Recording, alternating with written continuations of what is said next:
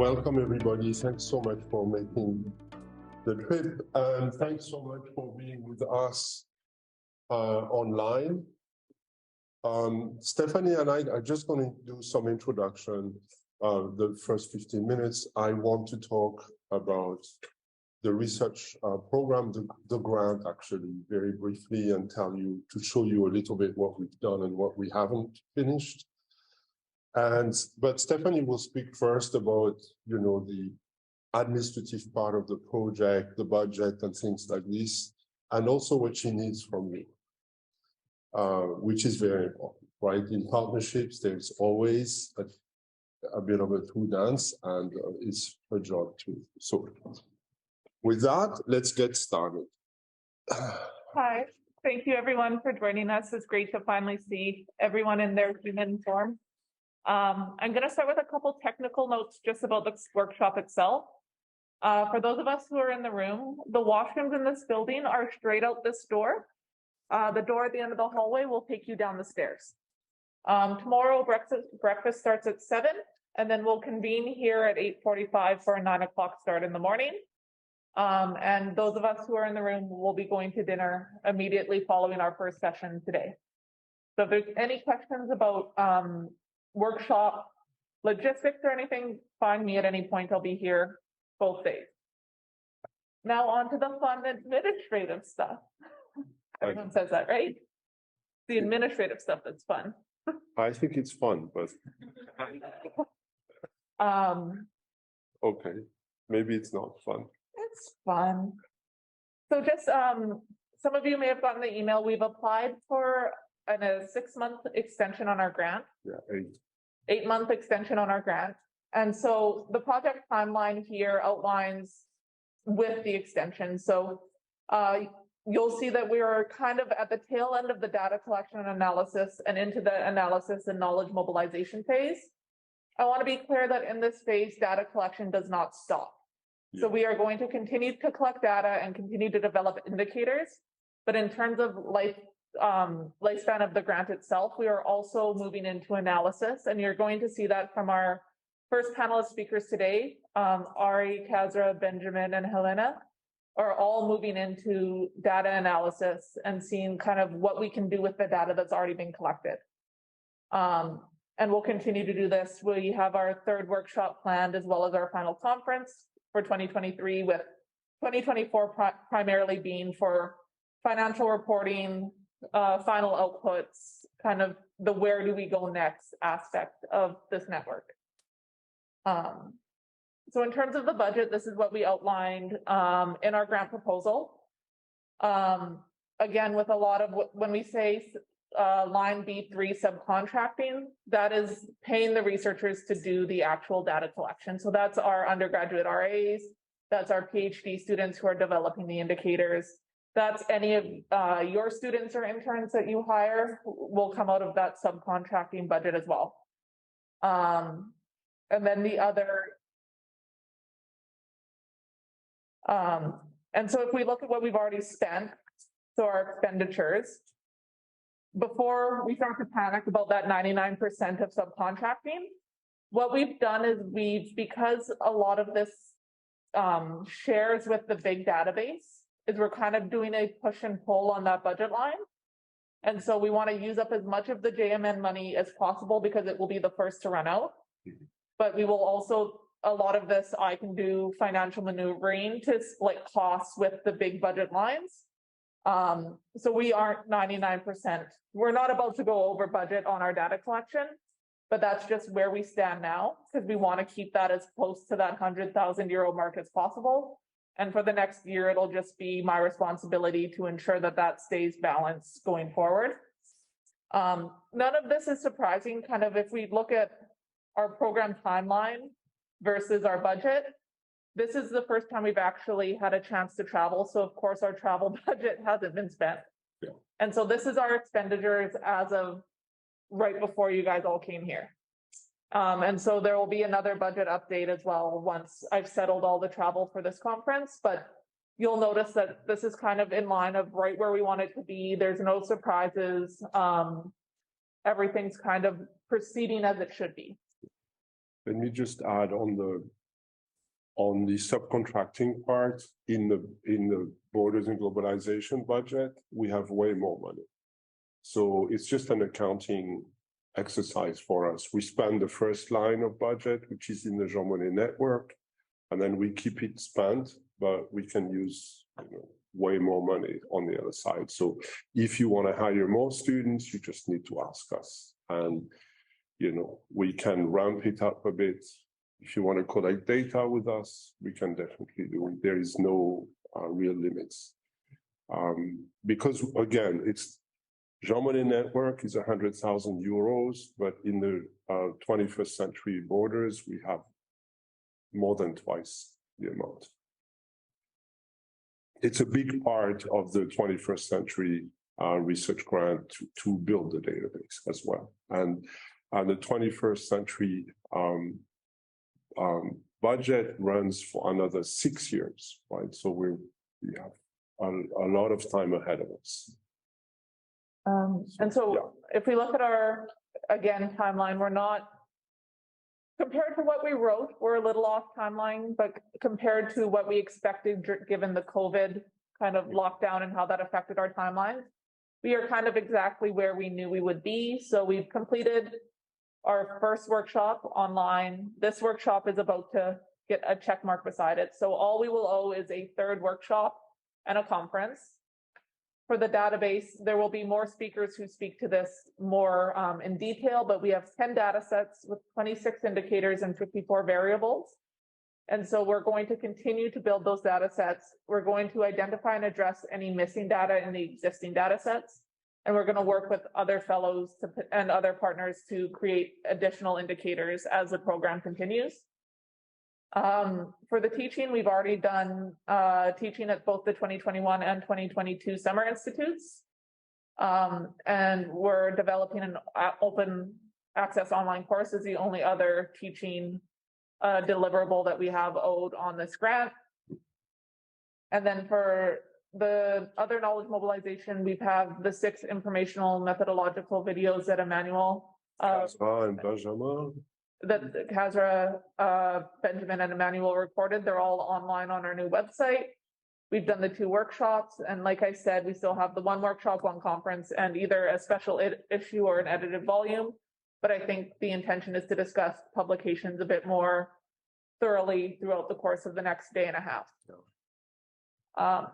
On the teaching, just to add a tiny bit, because this is great that you're going through all these details. On the teaching, I may ask you if you want to help. I want to put together an open online course with a number of units. And you could say, well, I'll manage one. And you could do a short video with some readings and some exercise, but it has to be about database construction or exploitation of data. I haven't discussed this with anyone right now, until now. But if there is interest, certainly I will ask members of my team I've already briefly discussed it with Benjamin. I said to him, I want him to help me coordinate this. But, I may go to Maria, I may go to Kazra, I may go to Shukia and Jules. I may ask them to also develop maybe short units. And I'd like to go to the network and ask if you're interested.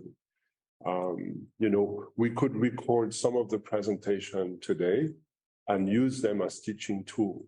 Presentation of a paper, and then, the idea would be to teach how do I get to creating a paper like this? How do I collect the data? What are the readings somebody who's a PhD student would need to do so they learn to, because that's part of our grant. It's also to teach our students, right? To teach our students how we do the work. And it's very clear in the grant proposal that we actually have this exercise. That's why we have so many PhD and young scholars involved in the network. Yeah.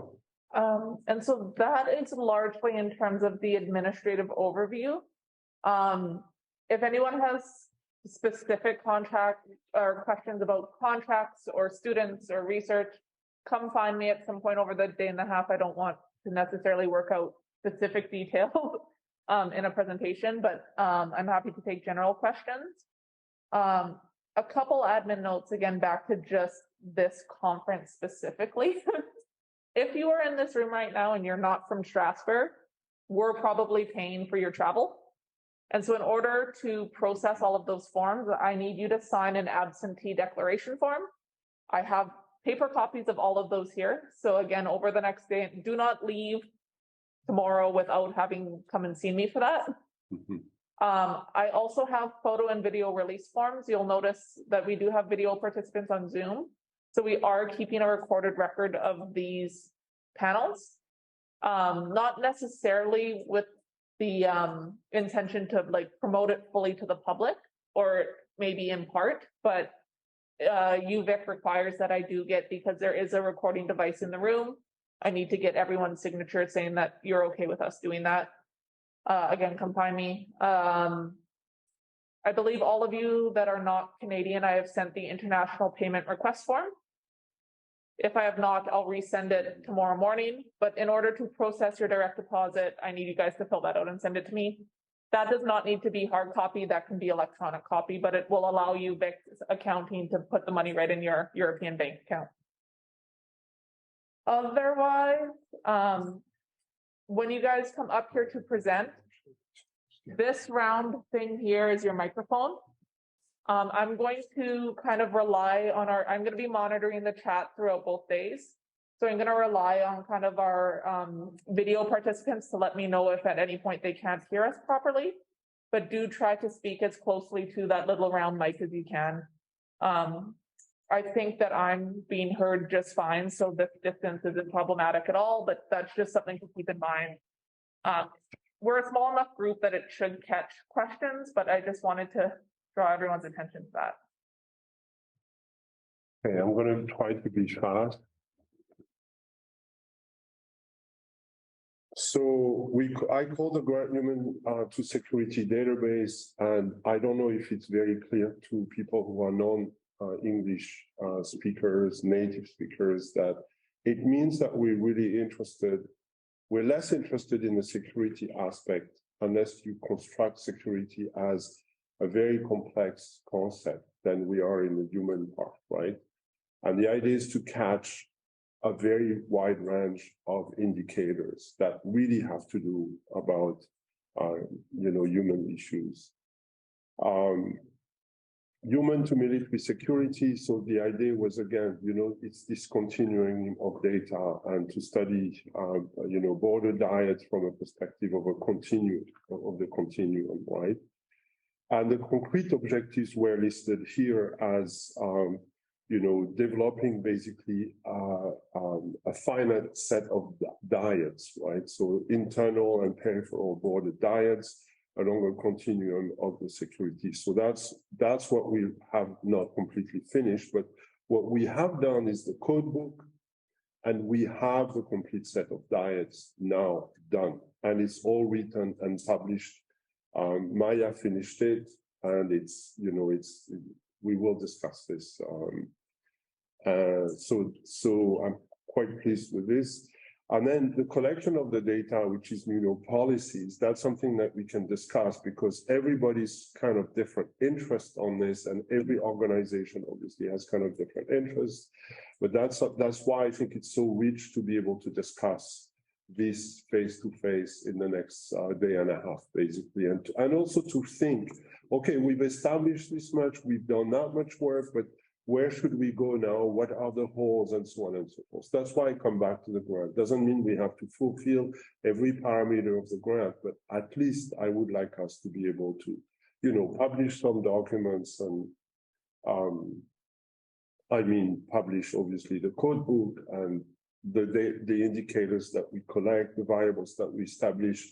At some point, I'd like us to have academic publications out of this. Collective work around this would be important. So I'm going to detail this. I don't need to go in great detail on the description of the database. What I have in that slide is basically a justification, and that's the justification that I used for the EU. It's actually the text of the grant itself, where I basically explain to the EU exactly what we wanted to do and how we collect the data and so on and so forth. So I don't want to go in detail here, but we all know, including people online, probably even, just as much as us, that the difficulty is that we're using data that is collected by states over with a statist view, and that the difficulty that we have is that we want data that actually informs diets. So every time we're interested actually in a relational data. And that's a really important aspect, right, to understand, is that we're looking at diets data. That's why we're always having some difficulty around this. And that's why it takes time to collect the data. And here I describe in the grant, the SQL software that we're using, and in the first workshop we discussed this. So it's more how do we, what technology do we have? We don't need to go in the detail of this. And again, I describe this more in detail. Here, I think it's probably less interesting to go through all of this. So I wanted to go back to this, which I've already discussed a little bit, but I wanted to say to you, legal and administrative data. We have actually now the EU diet. So we have number one. And my understanding from Benjamin is that we had applied with a number of diets that are well known, and then we discovered new diets from countries, from EU member countries whose diets were not so well identified. And so the data set that we have is actually richer. One example comes from France, for instance, who has diets overseas. And so at first, when we declare certain diets, we really focused on the European continent. But we didn't focus on membership countries that have territories abroad. And so our data set was basically incomplete, which is kind of a problem. There are a number of things that we could discuss. For instance, I would be really interested to, look at Interreg. We have, and I'm going here, Interreg number, Interreg project, Interreg funding. I have nobody who's focused on this, but I have a student who's done the integrated border management. And Jules, who's here, for instance, my understanding is that he's created a whole data set on this. So that's a paper that we have this time, which is, in a way, a real achievement. So all the different papers. So we have things that we had not decided to do, and that's part of being partners and having a partnership.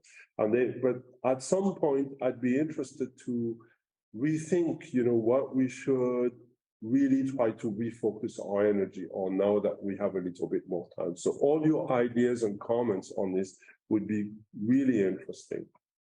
And I just want to highlight this on economic and commercial integration, for instance, with Benjamin and Kazra, when we wrote the grant proposal, we had some ideas about, what we could do,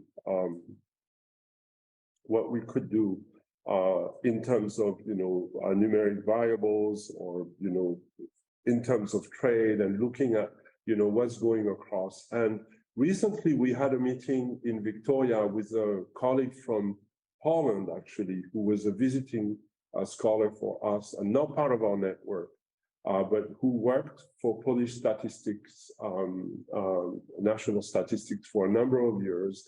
And he suggested a number of data sets that we could use from the European level to integrate and to basically catch up on this. So that's something that I'm thinking we could do. Like, Bernard Raytel was really interested in roads. Well, we have all the roads. We almost have all the roads for Europe, right? We have almost all the data sets. We're quite close. We use a GIS software, and so we've collected not just two. The problem is the level of precision and also categorization of roads that vary from one country to the other. But we have done some of this. I come back to the diets here. And, I had organized the three workshop around the specific attributes of the various type of diets. So I had looked, at EU external diets, EU internal maritime diets, and then internal diets. And these have been greatly completed, and so we have them all. And so I think that's a major achievement, because as you probably know, when the diet is your first unit of analysis, it's important to make sure your data set is complete, right? And I think that's the first work that we've done. Now, that's what we had in the grant. And we, at the workshop, over the next day and a half, we're going to discuss actually what data sets we have collected. The team will present to everybody. You're also coming with your own interests. And I think that confrontation will really address actually what we can do together, more than what the grant, had suggested we do together, because it's, always kind of a partnership and deciding how far do we go. So the objective I have for the workshop is to research, document, and study the different EU policies. Obviously, it's also to train some of our students, but also to train ourselves collectively. And I'd like to insist on this. The idea is to resolve some issues, issues of maybe either methodological issues, but also maybe decide on, some data sets that are missing. And we have another year. We could collect a year or a year and a half. We can collect complete data sets. We can really add to it, because we have, that foundation that is well established already now. And I'd like to propose that we do a special issue with whatever we have as an illustration of not only the EU, DICE data set, but also the work that you all do, individually in your own organizations and so on and so forth. And with that, that's it. Unless you have comments or questions, let me know. Very specific question. I saw that you have data about indirect projects, about the number and the force. You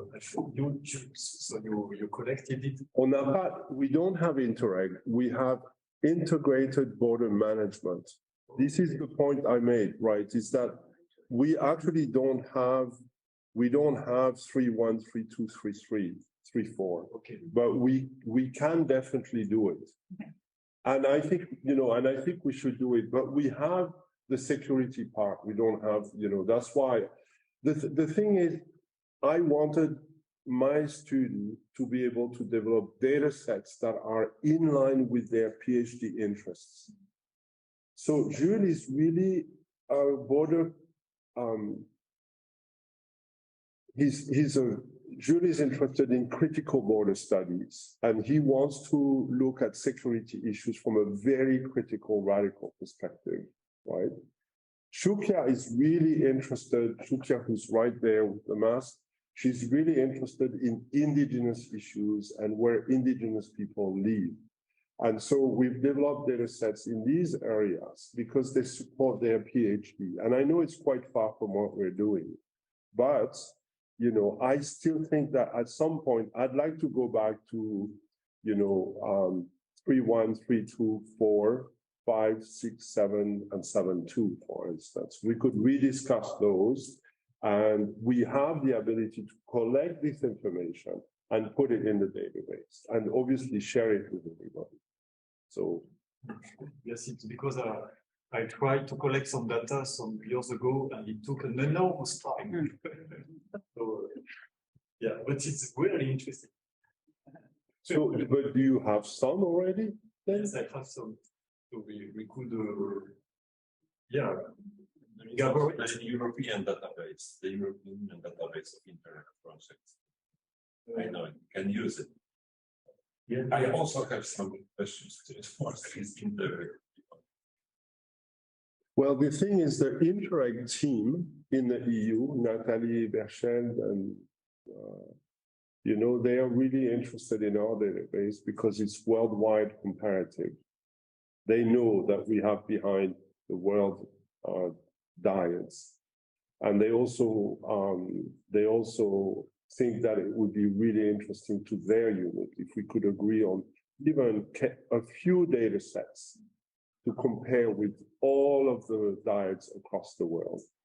So I think at some point it would be worth our time to say, why don't we just pick up? I mean, you know, the first number, 3-1 here, is a numeric variable. The idea was 1-0. So it's, do we have a program interreg or not? Which, you know, and then go in the detail. What is the amount of money across that diet? Just that much. And when I had put the institution name or institutional date, the idea was forms of governance, right? Which is also something that I'm really interested in collecting at some point, is there some kind of even just an agreement? We were discussing this about Nature Peace Park. Roberto is a PhD student from Spain who has worked on Peace Park, and he's been in our lab. He's not with us now because he went back to Spain last week, but he was with us for a number, and he's really interested in actually natural reserves. And I said to him, do you have the complete list of natural reserves worldwide? Because we have it. And I said, you could locate your research by just, you know, saying there's so many natural reserves worldwide, and here are the ones who have institutions. Do they have a treaty? Things like this. We have this information. So I know it's like, you know, a puzzle with missing pieces. That's what we're discussing. And I would like us to just, by the end of the workshop, I'm thinking, let's decide 3 or 4 or even 10 pieces that we're going to work on over the next 12 months. So if Interreg is an important one, let's say, okay, we develop this, and then we work on it. We put money on this and make it happen. Do I have comments or questions online? Yes. We've passed it. Okay, then let's start the first. Thank you so much. Thank you, Emmanuel, for having associated me. And yeah. And so I have the honor to preside this first session. Maybe I could, since it's a hybrid session, it's always a little bit difficult. Because you know there's kind of a border between those who are there en présentiel and those who are there online. So maybe we could, in the first first round, briefly present. Could you just briefly present yourselves? I will start maybe with myself. I'm Birte Wassenberg. I'm not at all a specialist of databases. I'm a historian, but historians work also with data. We work with archives. I'm looking forward to Ari's account as from a history database, but we are getting more and more used also to different types of sources. And in my networks, I'm also starting to constitute new databases of oral archives, for example, the European institutions, European Commission, etc. So I'm looking forward to this panel. As I said, I'm not a specialist, so maybe we can start with our online panelists first. I go the way as Kasra. Would you like just to present yourself? Hi, everyone. Bonjour.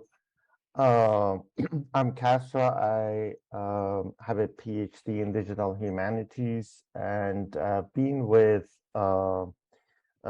Emmanuel's team since 2018, I believe. I also work at a software company here in Vancouver. And in my time with the big database team, we have worked on 2 databases, the Big Diets database, and now which is still ongoing, and now the Jean Monnet network database that we are building bit by bit. And yeah, that's a short intro to what I do. Thank you. I remember one of the online sessions where you presented the methodology. It was amazing. Ari, if you want to go second, I just go the way that I see you on the screen.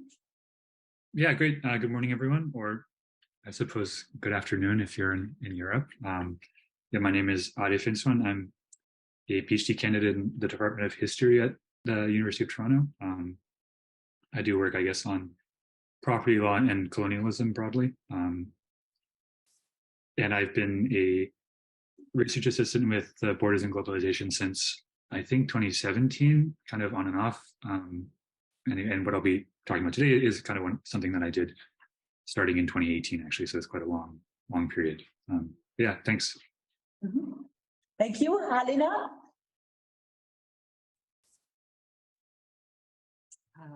Hello, everyone. My name is Halina Sapieha. I'm assistant professor of international politics and law at the University of British Columbia, Okanagan campus in Kelowna, British Columbia.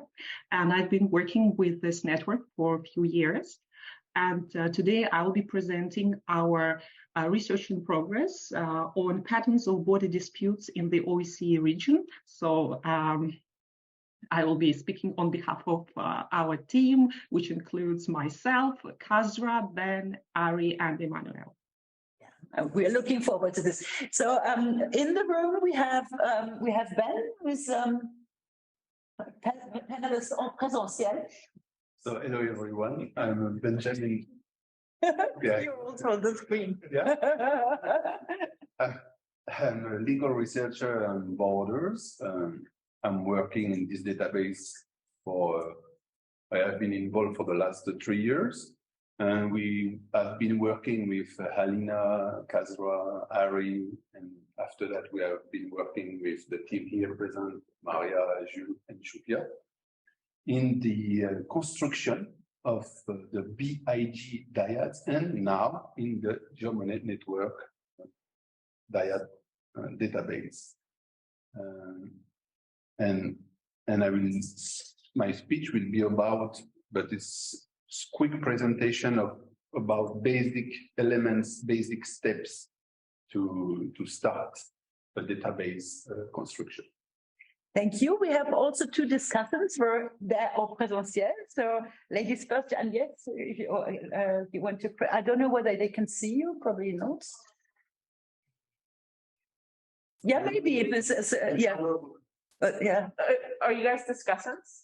Yeah. We'll bring that as Maybe come on microphone. would be better so they can see you.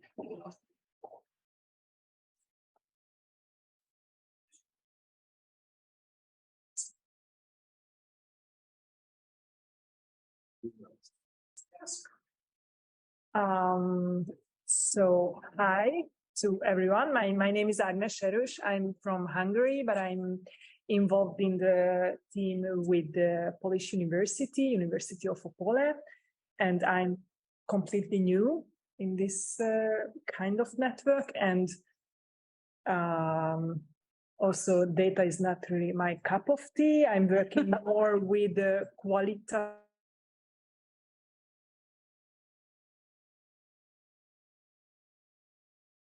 viewpoint. Yeah. So it's good to have one non-specialist as a discussant, always useful. Then we have, I hope I pronounced your name correctly, Wojciech, is that right? Great, thank you. My name is Wojciech Opioła. I am from, where should I look? There is a camera. Yeah, they can see you. My name is Wojciech Opioła. Once again, I am from University of Opole in Poland. We came together and we are involved in one project together about the cross-border cooperation. And I try to not only to do the qualitative, but also some quantitative analysis. So I hope I will manage the discussion somehow today as well. Thank you. So what I propose is that we will have two presentations first, and then we can have a first round of discussions. And then the two following ones, so we have a kind of an interaction. And so we will start with Kazra. Kazra, you have the floor for about 15, maximum 20 minutes, if that's possible. Sure, thank you.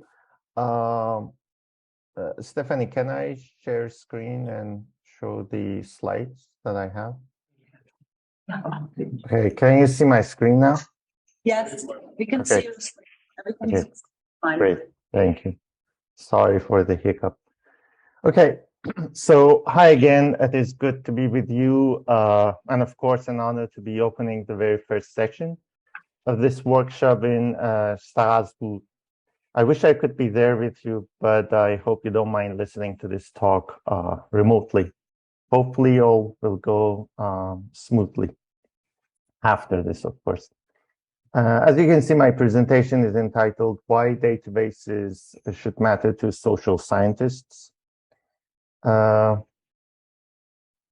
In the short time that I have, I want to look at three important aspects of database usage and give examples for each. I believe this can better highlight how databases can come in handy in the social sciences. The first aspect is simple data management. I'll be talking about data mining and analytics next, and finally look at the interesting topic of productive failure, which I have borrowed from the interdisciplinary field of digital humanities. And by the way, digital humanists have in turn borrowed this concept from pedagogy and learning design. Simple data management. I think we all agree that border studies is a data-intensive discipline. What I mean is our theories are heavily informed by the data from either side of a dyad or across it. And trying to discuss border studies without any reference to data is very difficult, if not totally impossible. Once we've established that, the question of how to store, organize, and manage the data used in any data-intensive social science suddenly turns into something requiring our attention and decision.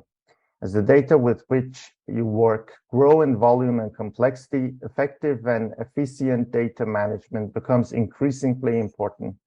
Otherwise, your research processes can easily become overwhelmed by the amount of data you're required to handle.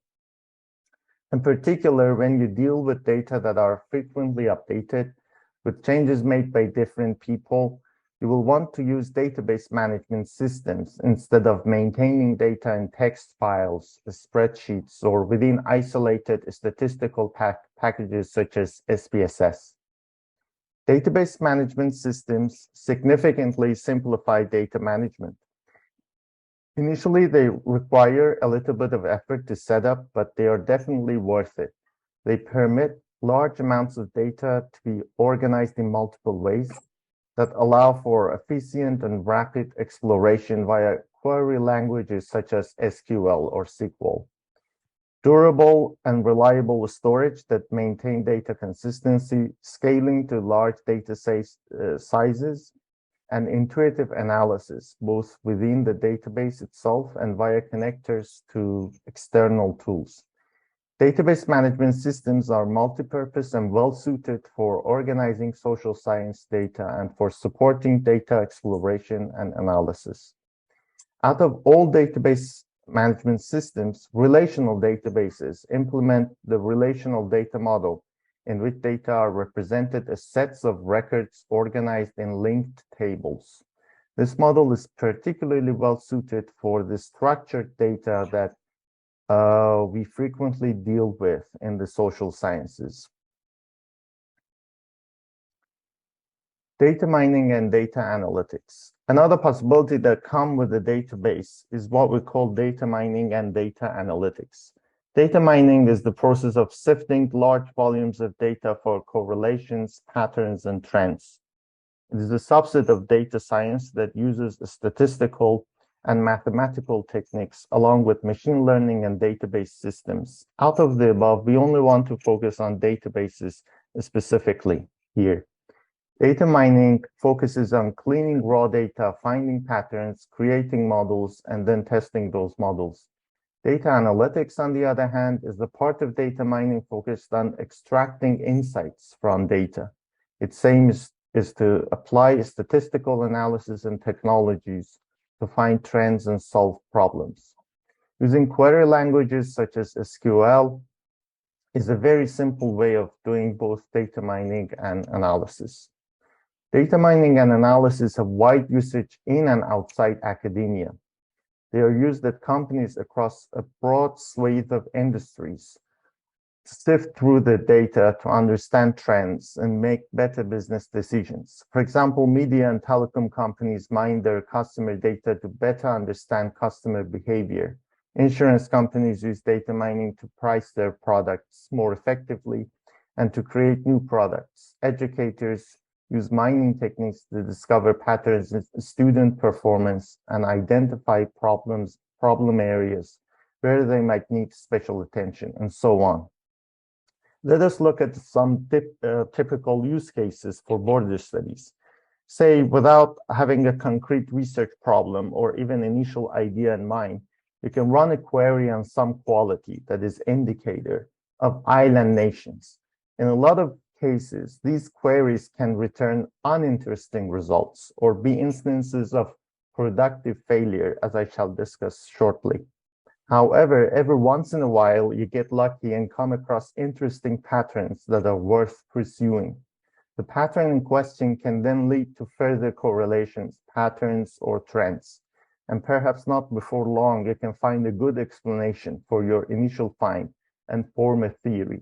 Now, looking back, such a theory did not start from any initial idea, but purely out of iterative queries and the patterns that gradually turned up there. I know all of this can happen without a proper database as well. For example, using a simple Excel file, which can be a very simple database after all. But everything, including these query-initiated research problems, are much easier with a database. Productive failure. Now let us turn to the final topic I want to discuss here. When a border studies research project does not produce publishable results, it may be considered a failure as a project, but not as research. Rather, this so-called failed project has uncovered findings which either confirm the status quo or explore the limitations of the initial ideas and narrow down the area of research which, in the long run, can finally produce publishable results. All in all, such failures are incremental increases in our knowledge, specifically about the research problem, and towards the know-how for further investigations. As a digital humanities practitioner states, quote, "This is not to deny that projects can fail. Research can be conducted in the wrong way, so there can be a failure of process. But if a project generates knowledge, but not a tool, that in itself is not a failure. It is research producing findings." End of quote. In my estimation, a sample productive failure from border studies could run something like this.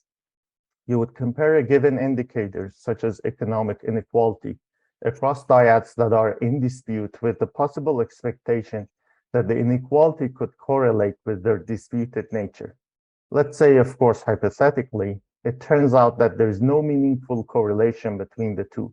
Here you can either refine your method and keep looking more closely, or at a certain point with enough degree of confidence, rule out such a straightforward correlation.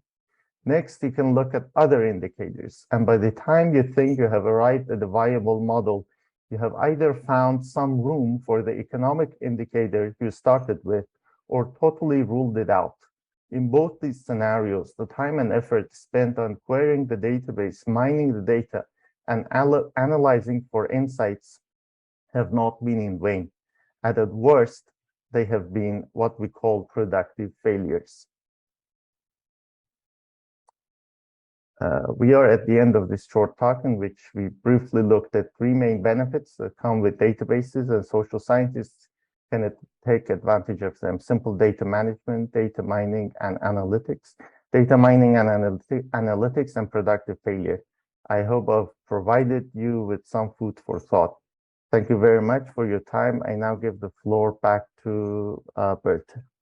Yeah, thank you, Kasra. Thank you very much. Thank you also for having kept rigorously the time. And so I turn to my left and give the floor to Benjamin. If you can do the same with the time, that would be perfect. Yeah, we try. I will share. If this takes some time, then I'm just gonna, because that might take some time. Let's. Would you want to? I mean, I just changed my strategy and ask you to maybe react already to Kasra's presentation. Would that be okay, or are you not prepared? I don't know, because I am waiting for Benjamin. So I understand his speech as kind of manifesto, like I also understand Kasra. Yeah. So yeah, and would you like to say something to the first presentation? Just a quick comment on the first presentation? Maybe just a quick comment. Yeah. Thank you very much for this interesting presentation, and for me, this was the first time to hear this term like productive failure, and I think I might want to know more a little bit later if about this. Yeah. But I think we might. Are you okay now? No. So I think Kasra, I think you can, if you want to say one or two words on this, on the collective failure, whilst we're trying to solve the technological problem. Productive failure. Yeah. Sure. Thanks. Yeah, as I said, productive failure is a concept that is used in pedagogy and learning design. Basically, the idea is you can make students learn better or help them learn better by, making them fail in, for example, solving a math problem, and then learning from basically the gaps in their, learning journey, if you like. And then the same idea is used in digital humanities, which basically tries to quantify, qualitative data in the humanities, for example, in history, in literature, law, and so on. And again, the idea is you can start with, a project that intends to produce some tool, but then at some point, basically you, reach a deadlock, or you hit the wall and you see you cannot, progress any further. This does not mean that everything that you've done so far is just a failure. No, basically you have explored a lot of routes, and your conclusion could be that yes, none of this works, but so far you have also made progress in the sense that you now know you should go to route n+1 instead of all the routes n routes that you've basically explored so far. So the idea of productive failure becomes very important when you're working with databases, because if you have a different outlook, you would think every query can give you something interesting, but that's not necessarily the case. Am I still on? Yeah. Okay. So basically working with databases demands patience. So you need to be patient. You cannot just expect every query to give you the result you want. But then having this outlook of productive failure is very helpful, because in the long run, all these queries, a lot of them, reaching dead ends, they can come together and basically inform your final theory, which is, out of all these indicators, only, a handful are basically affecting the outcome, and everything else is basically a non-factor in what we are looking at. So the process that brought you to this current position, in which all these other factors are actually non-factors, all these other indicators are not really affecting the outcome, is productive failure, in the sense that although when you were looking at a given indicator, you were not able to, find a correlation, still you've been able to rule it out as a factor in the final theory. Okay, thank you very much. I think we're about to, thank you, Kasra. I think we are about to, yeah, I think now it's working. So maybe Benjamin, you move over there to do your talk. And then this is why I always ask my students in the castle talk to come with a USB stick, because old technology always works best. Very good tip, very good tip.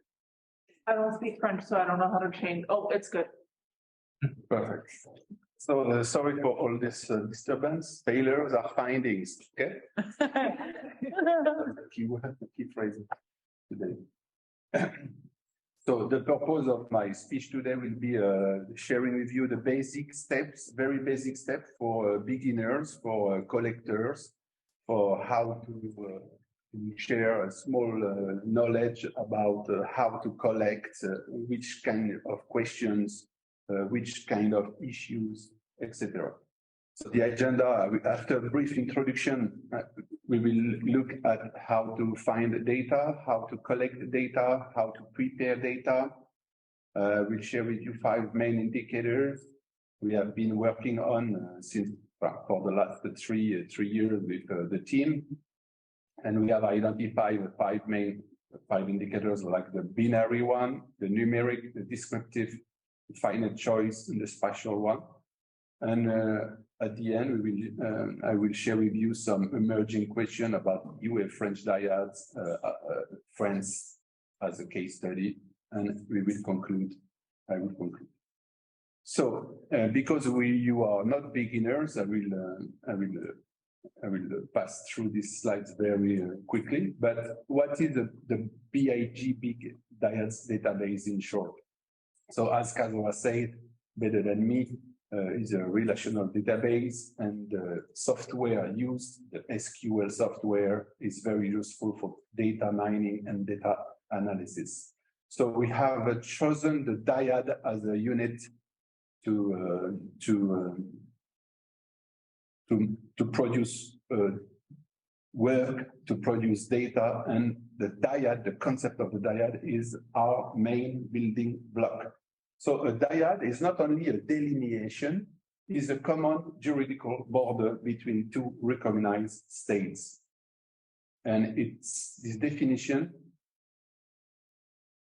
is very important. When Ari will speak about that better than me, it's very important to have this definition of the dyad in mind in order to evaluate correctly the date of the dyads. So, in a nutshell, what is the EU Monnet network, a borders human mobility security database? When we wrote the application for the grant, we were thinking to evaluate how the EU, how the dyads in the EU are integrated. Some dyads are more integrated than others. That was the main idea, and the grant is focused on the continuum of security policies from human to military, with a huge part of critical border studies and with a huge part of the protection of human rights at every borders, internal and external. Briefly, what is a data set and database? As you said, you're okay too, we distinguish the qualitative analysis and the quantitative analysis, so quantitative data and quantitative and qualitative data. The data set, when I share with the students, we have 2 steps to identify a good data set. To build a data set, we use Excel sheets and we use a Word document. The Excel sheets are the nurture of the database. That's the work I'm doing with the database, is the pre-work, and we share this work, the collection of data with Kazwa. And Kazwa, in this relational database, and the SQL technology helps us to analyze this Excel sheet and the Word document. The Word document is very important when you collect data because it's an explanation of how we have found which difficulties, giving us all the references of the work. It's very important for the traceability. In a nutshell, for me, in my world, database is the process of giving a specific meaning. So quick facts about borders. We have BIT that the dyad database. We have 770 dyads, 333 land dyads, 447 sea dyads, 37 indicators and 47 variables. And all this data I'm speaking in are always every day updated by the team. And specifically in the EU Monnet database managed by Maria, we have identified so far 160 dyads. We're at 167 now. 167, exactly. So some fun facts, some interesting topics about borders. There is no state in the world without terrestrial or maritime contiguity. All the states have at least one neighbor. Example, Iceland has a maritime border with Denmark, so we could think Iceland is an island, very remote, but not. New Zealand, the same case, but New Zealand has 5 maritime borders with 6 countries. 5 countries have a border with only 1 country, Vatican, San Marino, Monaco, Lesotho, and Ireland. We have also unsuspected land borders, like the borders between UK and Spain with Gibraltar, the border between UK and Cyprus for the 2 military English bases. France has borders with 32 countries. So it's the record, huh? No, that's the record of the bordering countries. So the record of dyads. So that's why it's a very important and interesting case study. And 20 bordering countries with maritime dyads. And the shortest border in the world, a question for the room. Spain, Morocco, 74 million. Peñón de Vélez de la Gomera is close to Ceuta and Melilla. Yeah. It's like a little peninsula with a military fort, close touching the Moroccan beach. Very, very narrow. So, how to find data? Bon, I will speak quickly about that. Our project Borders Human Topability Security Database has 2 main dimensions, the dimension of controls and the dimension of fundamental rights, including education and training. The very important thing is to follow the templates of the Word document and the Excel sheet document. And I give you an example of an indicator. Is there, and Jules is the specialist on that, is there an IBM integrated border management on this given dyad? And the answer is yes or no. It depends on the indicator you have chosen. And 2 other variables, is there a pre-frontier area? So you know what is a pre-frontier area? So you know what is a pre-frontier area? It's a spatial, so it's a zone after the borders, so outside EU, where the police could control the migration and what's going on, but outside the borders of member states. Do we have the data on this one? No, but we need to, it could be a good idea to have. And in the human rights side, you have example of a question, is there an educational program allowed for migrants and specifically for people who are not speaking one language of the European Union or for the kids? And all these questions are based on the regulation of the EU from 2019 about the Coast Guard agency. So when we were thinking to design this database, this project, we were thinking about how to identify some categories. Which categories could help us to better understand and to better answer and to better construct this database about borders, human mobility. So we have identified big categories of this continuum by asking who are the actors of the controls, for which purpose, where are located the controls, what are the risks of the controls, and also we have subcategories where are the controls, example, which kind of controls is an ID control, or is the human rights protection enough implemented, etc., on the ships, on the ports, on the airports, etc. So that's the main question we have asked ourselves at the starting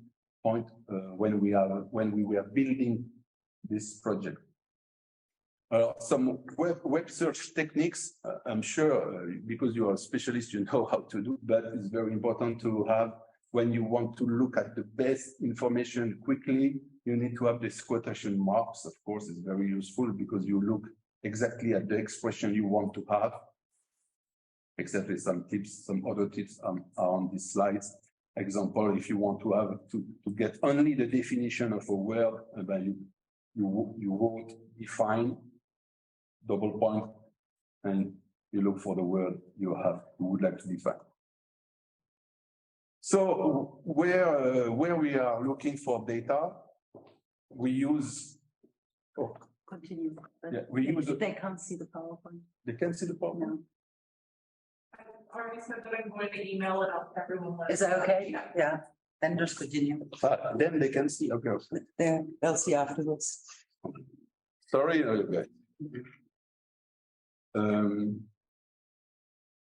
So when we have a team of students, when we have a team of collectors, we need to help them to find data as quick as possible. So of course, a lot of students have a lot of abilities, but the important one is to identify the existing databases.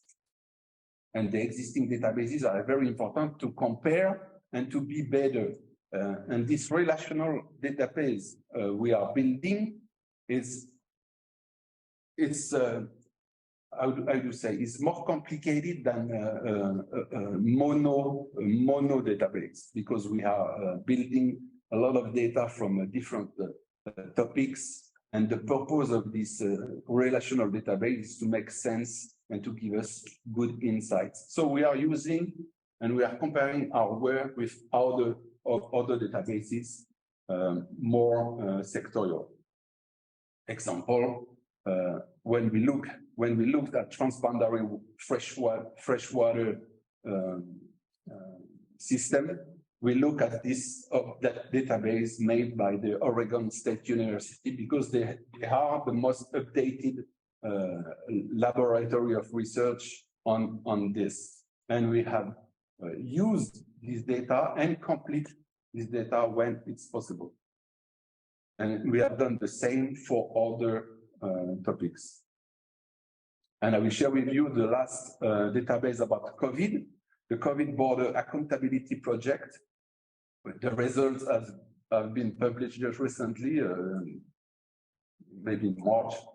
And the conclusion of their database was, our overall results indicate that domestic level policies introduced to curb human movement within a country were more effective in response to the coronavirus pandemic than closing international borders.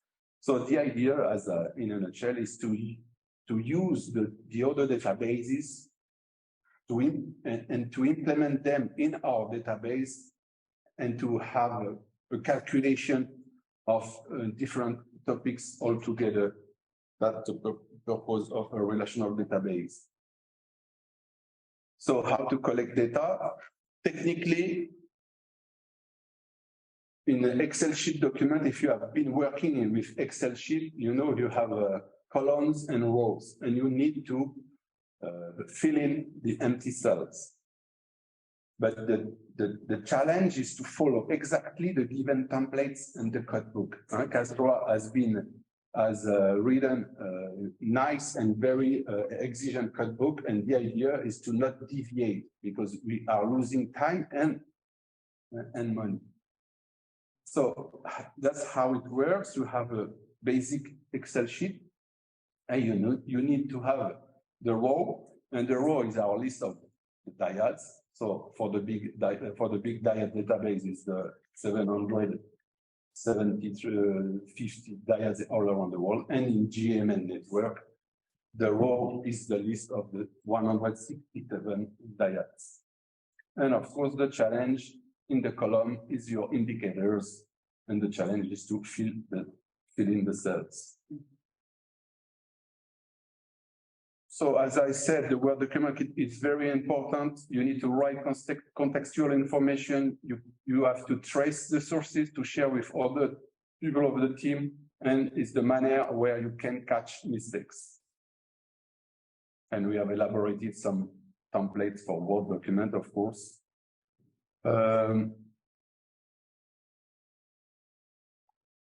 The challenge is effectively to recheck all the time the entries meant by the team to avoid errors or anomalies. So an example, practical example, how it is written.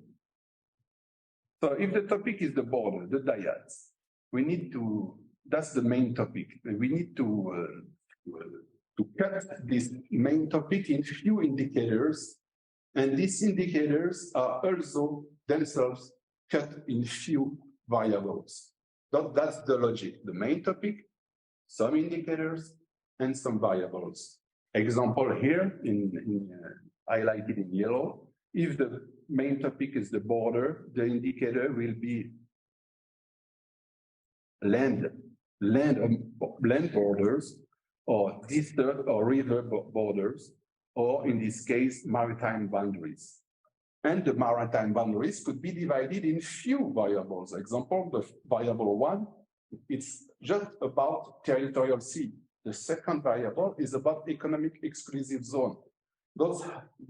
This slide is very important because it helps us to reproduce. When we have a model, a template, we could reproduce the same model for different other topics. And the logic is the one on the slides. So, as I said in the introductions, we have identified with the team, with Kazra, Elena, Ari, etc. We have identified 5 main indicator categories, and these 5 main indicator categories are the main structure of our database. So here I have the binary one, you have the numeric one. I don't want to describe everything is written in the slide. You have the descriptive one, the features one, and the spatial data one. The main important one is as Emmanuel said in his presentation, is the starting point, if you want, is the yes/no question. It's a good tip to start a good process of research by asking if something exists or don't exist, doesn't exist. And you have the answer is 0 or 1. It means 0, no, 1 yes. So my other slides are an example. I have already shared with you in the introduction, but this question is, can the asylum seeker request the interviewer and the interpreter to be of a specific gender? In this case, if I answer well, it's not. Then you have a numeric indicator. Example, how many crossing terrestrial port of entry exist in Bulgaria? 31, etc. You have a string descriptive in Hungary. Concerning asylum application, what is the name of the authority intervening in the stage of the procedure at the Hungarian border? So in English, it's Police National Directorate General for Alliance Policing. I don't know how to pronounce it in Hungarian, but you could help me. Yeah, exactly. It's not so important. So you have the Finnish choice. What category of dyad does the Austrian-Slovakian border fall into? Of course, it's internal. All these things I'm sharing with you are basic steps to understand the first steps of how to build the borders. And example of a question about spatial data. So when we were looking at how many dyads are existing, how many dyads exist in the EU?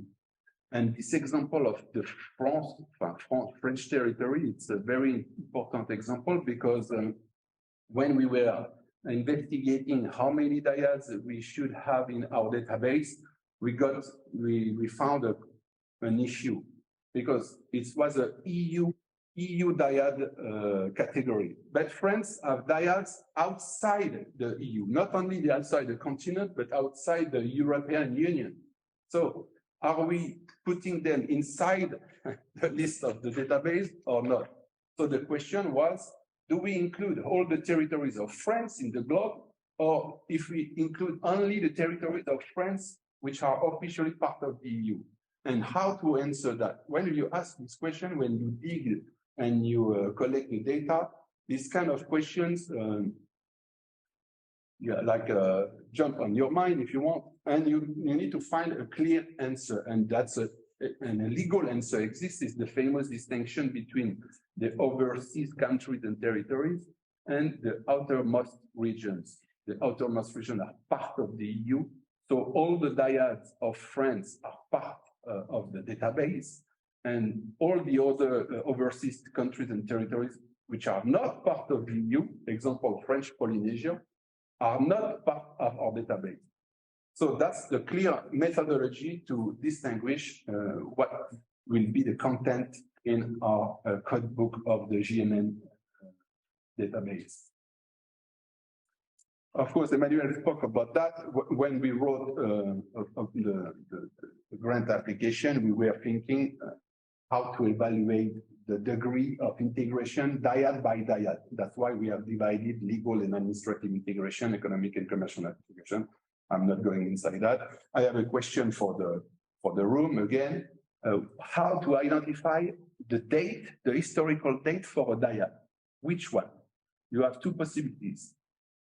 If you want to identify the border between Switzerland and Germany, are you going to look at the oldest delineation made by the treaty, or are you going to look, it's a counterintuitive, the most recent significant change? Ari is the purpose of Ari, so I will let Ari speaking about that. Other practical questions, very useful in the work we are doing with the GMN database. I don't know if you know, but do you think European Union has a boundary with Canada, yes or not?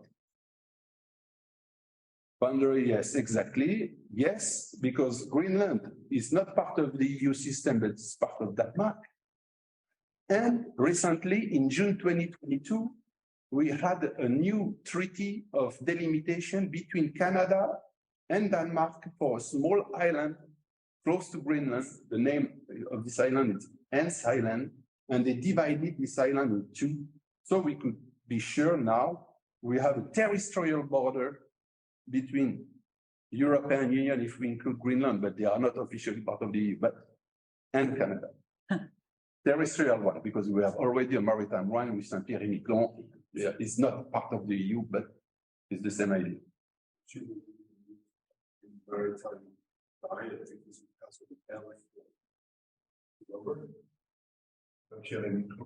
Yeah, it has an L. Yeah, exactly. It's an enclave inside the yes. And the French are not happy. Huh? Canadian code, the likeliness that is very high. You've got French water going east, and the coast is here. Amazing. That's amazing. It's fun. So other practical question we have to figure it out when we were building and when we build this database, how many intra-EU only terrestrial, how many intra-EU only maritime, how many intra-EU both terrestrial and maritime, etc., etc., etc. And we also have a problem to identify when a dyad, a maritime dyad, has a double sections. Example, Spain and France. They have one maritime dyad, because it's France and Spain, but two sections, one section in the Atlantic, one other section in the Mediterranean. So how to fit this data in an Excel sheet and in a database? That's the question of collectors and of designers. So in conclusions, relational database is a useful tool for deciphering complexity, because we have at the same time, we could get the big picture and the details. It's a teamwork from collectors, designers, calculators, experts on topics, different topics, GIS specialists. We need always to find a balance between the question too technical, too technical or too abstract, and the prioritization of collecting data. Because we need concrete data, gathering concrete data, it's easier than thinking all the time of how to design a database and questions. So we need to find a balance between these two questions. The other interest is of a database. We don't have only the view of the state. It's a new way of thinking borders and cross-border flows, and it helps to produce new results and to have new publications. Thank you for your attention.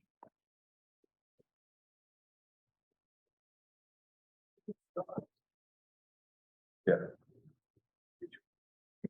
Okay, so I think we have enough material here for some comments. Who would like to go first? Please. Me, thanks.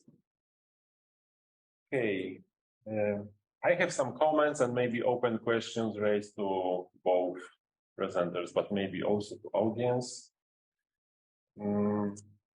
Sorry, I will be a little bit messy because it's just very fresh ideas, some maybe more important, more wide, some very detailed. Now what came to my mind as a last, it's, I don't know what you think, but I think we should be critical and suspicious collecting the data, because, for example, here what we do, we don't produce data, we use the secondary data and collect data set. And how much we can rely on official and not on unofficial data, like number of illegal or legal migrants, or number of fatalities crossing illegally the border. The official data will be reliable or not. And we know that there are some NGOs, they are also dealing this kind of questions now. It's very important in Europe. How to manage this problem?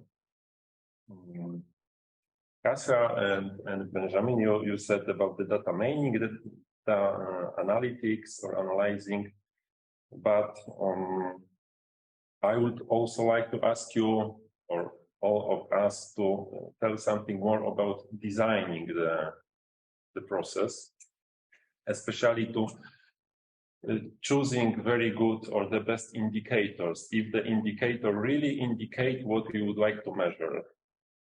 Because I think it is also this stage we very often can fail. Like, again, if I would like to know the number of migrants crossing the Polish-Ukrainian border, which indicator I should choose? Because if I will choose official data, I will only know about the legal migrants, and there are also illegal. So, how to choose the good indicator to measure what we would like to measure?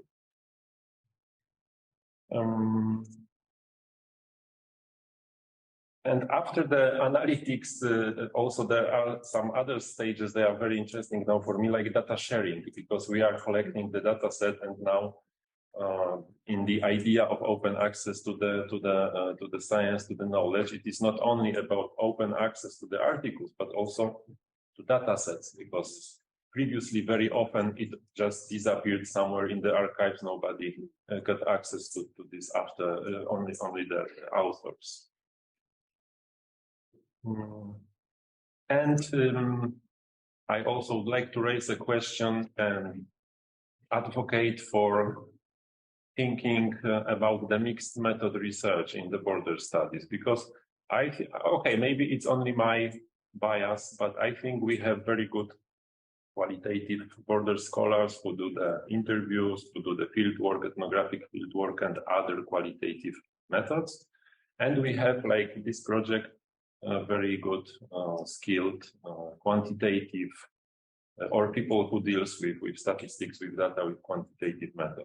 So how we can combine it to start with mixed method research, which might be much more efficient, probably. Yes, that's it for now. Thank you very much. I think you raised very important questions. Maybe have the second comment first. And then Benjamin, you can answer if you like. Yes, thank you very much. Partly you touched some issues which also come up to my mind, so it's very good. And I might follow with the code book, because you said that it's something, the code book and the indicators are something which you decided beforehand, or it's not something which develops with the project, or is it something? No, the code book has been thought 4 years ago of the PhD database, but for the regional one of the European Union, we have started for the grant application like 2 years ago, in order to apply for the grant. But every day, as Maria said, we are updating the data sets in the code book. You know, every day we are updating data sets because we are updating data. So all the time, the code book is the main reference of our work. Not all the data sets are included in the code book because the code book is the main document, but the data sets are in the appendices. So we have updated appendices and with another rhythm than the code book. But the updating of the code book is made by are made by Cadro, and the updates of all the appendices are made project collection by collection, and depends on every collectors, you know. And we are gathering all this data, the data sets in appendices, and we are making, we are organizing better for the final, version of our work. Okay.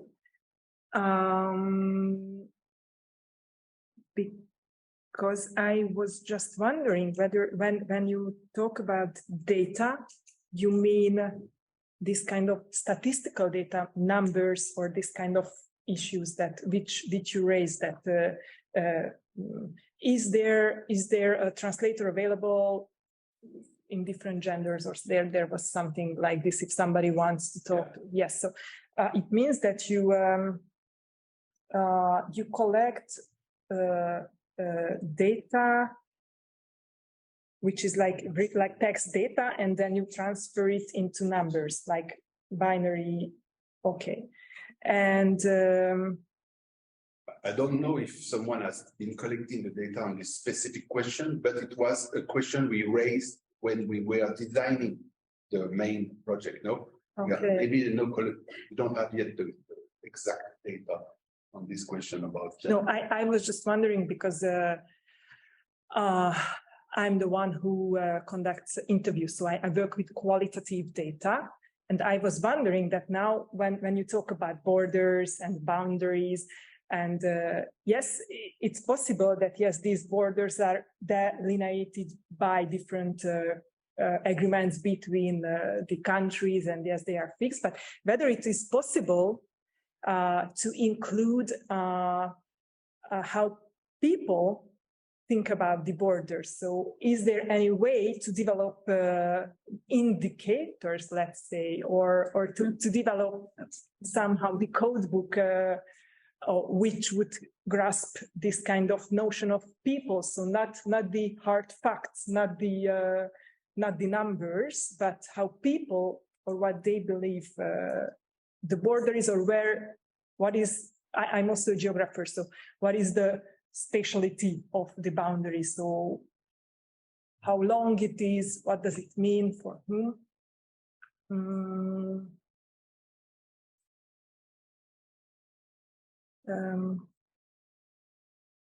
Yeah, and this is, I was just wondering whether you ever, when compiling the database, have you ever met, or have you ever ended up in this situation of productive failure, either by when you put together the code book, or later on when, for instance, you collect data from different territories, and for some indicator you are not able to find data. So how can you manage it, or is it a failure or not?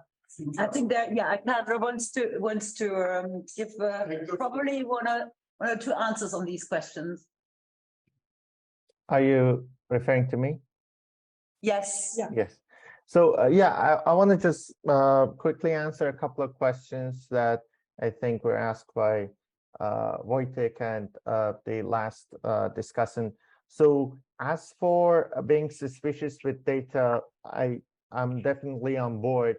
And when we talk about cleaning data, it only means, like getting rid of inconsistencies in what we see and not really judging whether the number we see is a, like a true kind of reflection of reality or just a made up number, like there's no way to say other than maybe,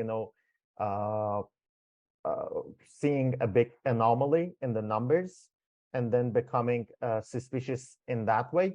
But otherwise, when you see the numbers, for example, fatalities or, like number of, migrants over the border and so on and so forth, you have to trust them. So basically, the issue of whether that source is reliable or not, it comes before the database, it precedes the database.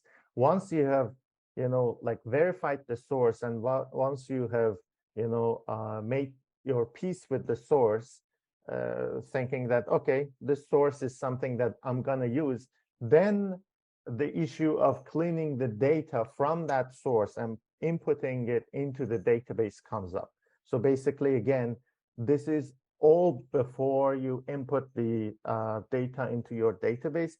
There is no way other than, again, I just want to, say this with a, pinch of salt, other than maybe seeing some anomalies in the numbers. For example, like these numbers don't make sense in and of themselves because, for example, there was a sharp decline in something. So probably it's misreported, probably it's a made up number. Other than that, again, all of that would be hypothetical. You're just guessing. You cannot say for sure. Like you have to go out in the field and try to verify, something. So basically, I think Wojtek's point, he raised a very important point. But again, I want to emphasize that precedes the database, the setting up of the database. Basically, you have to do your due diligence to make sure the sources you're using is, like they are reliable. Otherwise, we get, to this phrase that is used very much in, like data science. We say garbage in, garbage out. Basically, if you get, data that is worthless, you also, produce data that is worthless because it was based on inaccurate data. Thank you. Sure. I think there was another question about how we can, use mixed methods, approach. Do you mind if I interrupt you? I'm sorry. Can you keep this in mind, please? Because we have a time problem. Because Sure.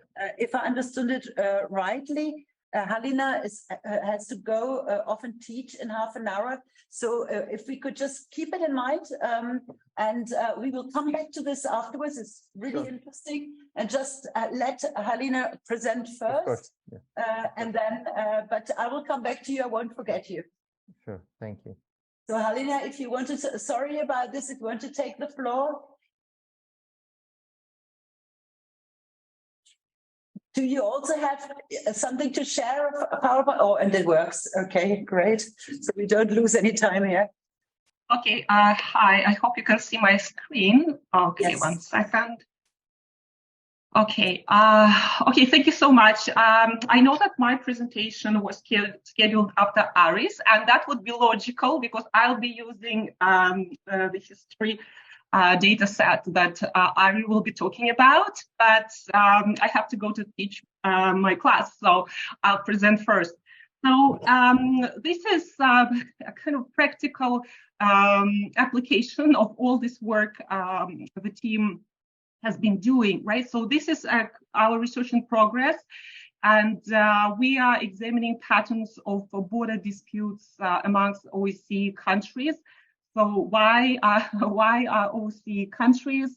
Well, because this is a paper that will hopefully become part of a volume on transformation and development in the OSCE region. So that's the focus on the OSCE region. And it's a collective work. There are 5 of us, and you can see our names listed here. So everyone is actually present here in this room. So I have to go in about 20-25 minutes, but the team is staying. So if you have questions or comments or suggestions, please share, and we will absolutely incorporate your feedback, because as I said, it's research in progress and we are at the revision stage. So what are we doing here? As Emmanuel mentioned in the introductory session today, that exactly one of the goals is, of course, to collect the data, create this database, but then we want, obviously, to publish papers and show some interesting findings, share some interesting findings with the world. So, okay, now yes, I can turn the slide. So this paper, as I said, focuses on border disputes, and we are going with 4 main hypotheses based on the literature review. And very briefly, the first hypothesis is the most general one, is that the number of traditional land border disputes is in decline, and that's the general trend. And our first hypothesis that we want to test using our data is that the OSCE region, which is mostly, of course, largely includes European countries, plus Canada, US, and Central Asia. We hypothesize that traditional land disputes might be more prevalent in this region because the dyads are relatively young. And I'll explain more as we move forward. So the reasoning behind that is that now, with the principle of territorial integrity enshrined in international law and UN Charter, plus increasing economic interdependence, this has led to the decline in territorial conquest and land border disputes. Then our next hypothesis is that border disputes are less likely when borders are drawn along previous administrative boundaries. So that's what the literature says, and there have been quantitative studies that try to demonstrate exactly that. And once again, the basis for such hypothesis is that such borders that are drawn along previous administrative boundaries are more make interactions between newly formed states more predictable, and it decreases the cost of adaptation, and it would make sense for the continuation of the neighborly relations. And hypothesis number 3 is related actually to number 2. It's about territorial disputes are more likely to occur when borders lack standing under international law, when agreements have not been made between the 2 countries that share a border. And some quantitative research in the field shows that settled borders lead to lower probability of wars or militarized disputes. And another thing here that, yes, the territorial disputes are more likely to occur when borders lack standing. And if like in the previous one as well, so there's a kind of a, to scale up this issues that when actually such disputes occur, that there is a possibility of such disputes, then the militarized conflict would be also more likely when the borders are not drawn along the previous boundaries, or when the standing is lacking.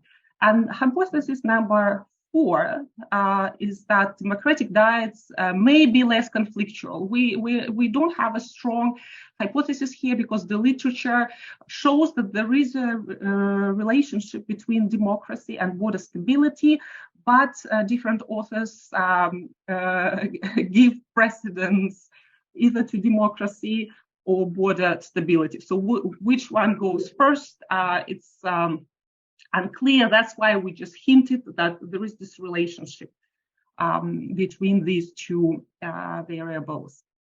So that's our starting point. Then we, after surveying the literature, we looked at our database and see what we have, right? As my colleagues have just said, when we do research and work with data, of course, there is an issue, right? How we measure things, how we operationalize and conceptualize our variables. And then also, of course, we are limited with what we have to test those hypotheses.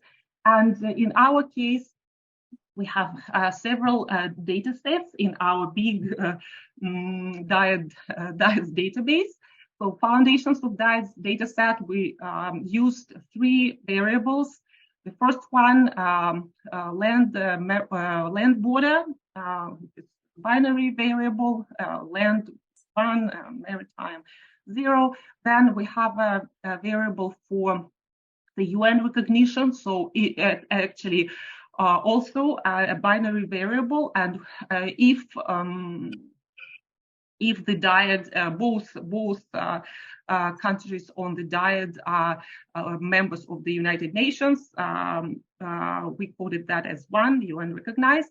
And then we also created one more variable, OSCE diet, to, of course, to select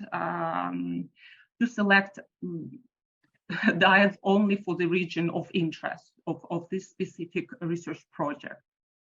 Why do we need land maritime diet border variable? Is because, as you've noticed, our hypothesis are related to traditional land borders, right? So that's why we also pre-selected only land border diets for this specific project. Okay, then we have the data set, and Ari will be talking about it. So I know that he was supposed to present first, so I'll just briefly state that we have 3 variables. The year of establishment of a diet. This is when the major shape of the diet was established. Then we have the year of adjustment, which means the year when the most recent minor changes happened. And the third one in this category is historical antecedent of existing diets. So when this diet emerged first in the current, more or less in the current shape. Then we use the 3 variables from the conflicts data set. We have border disputes, which is one interesting thing that I forgot to mention when talking about dates data set.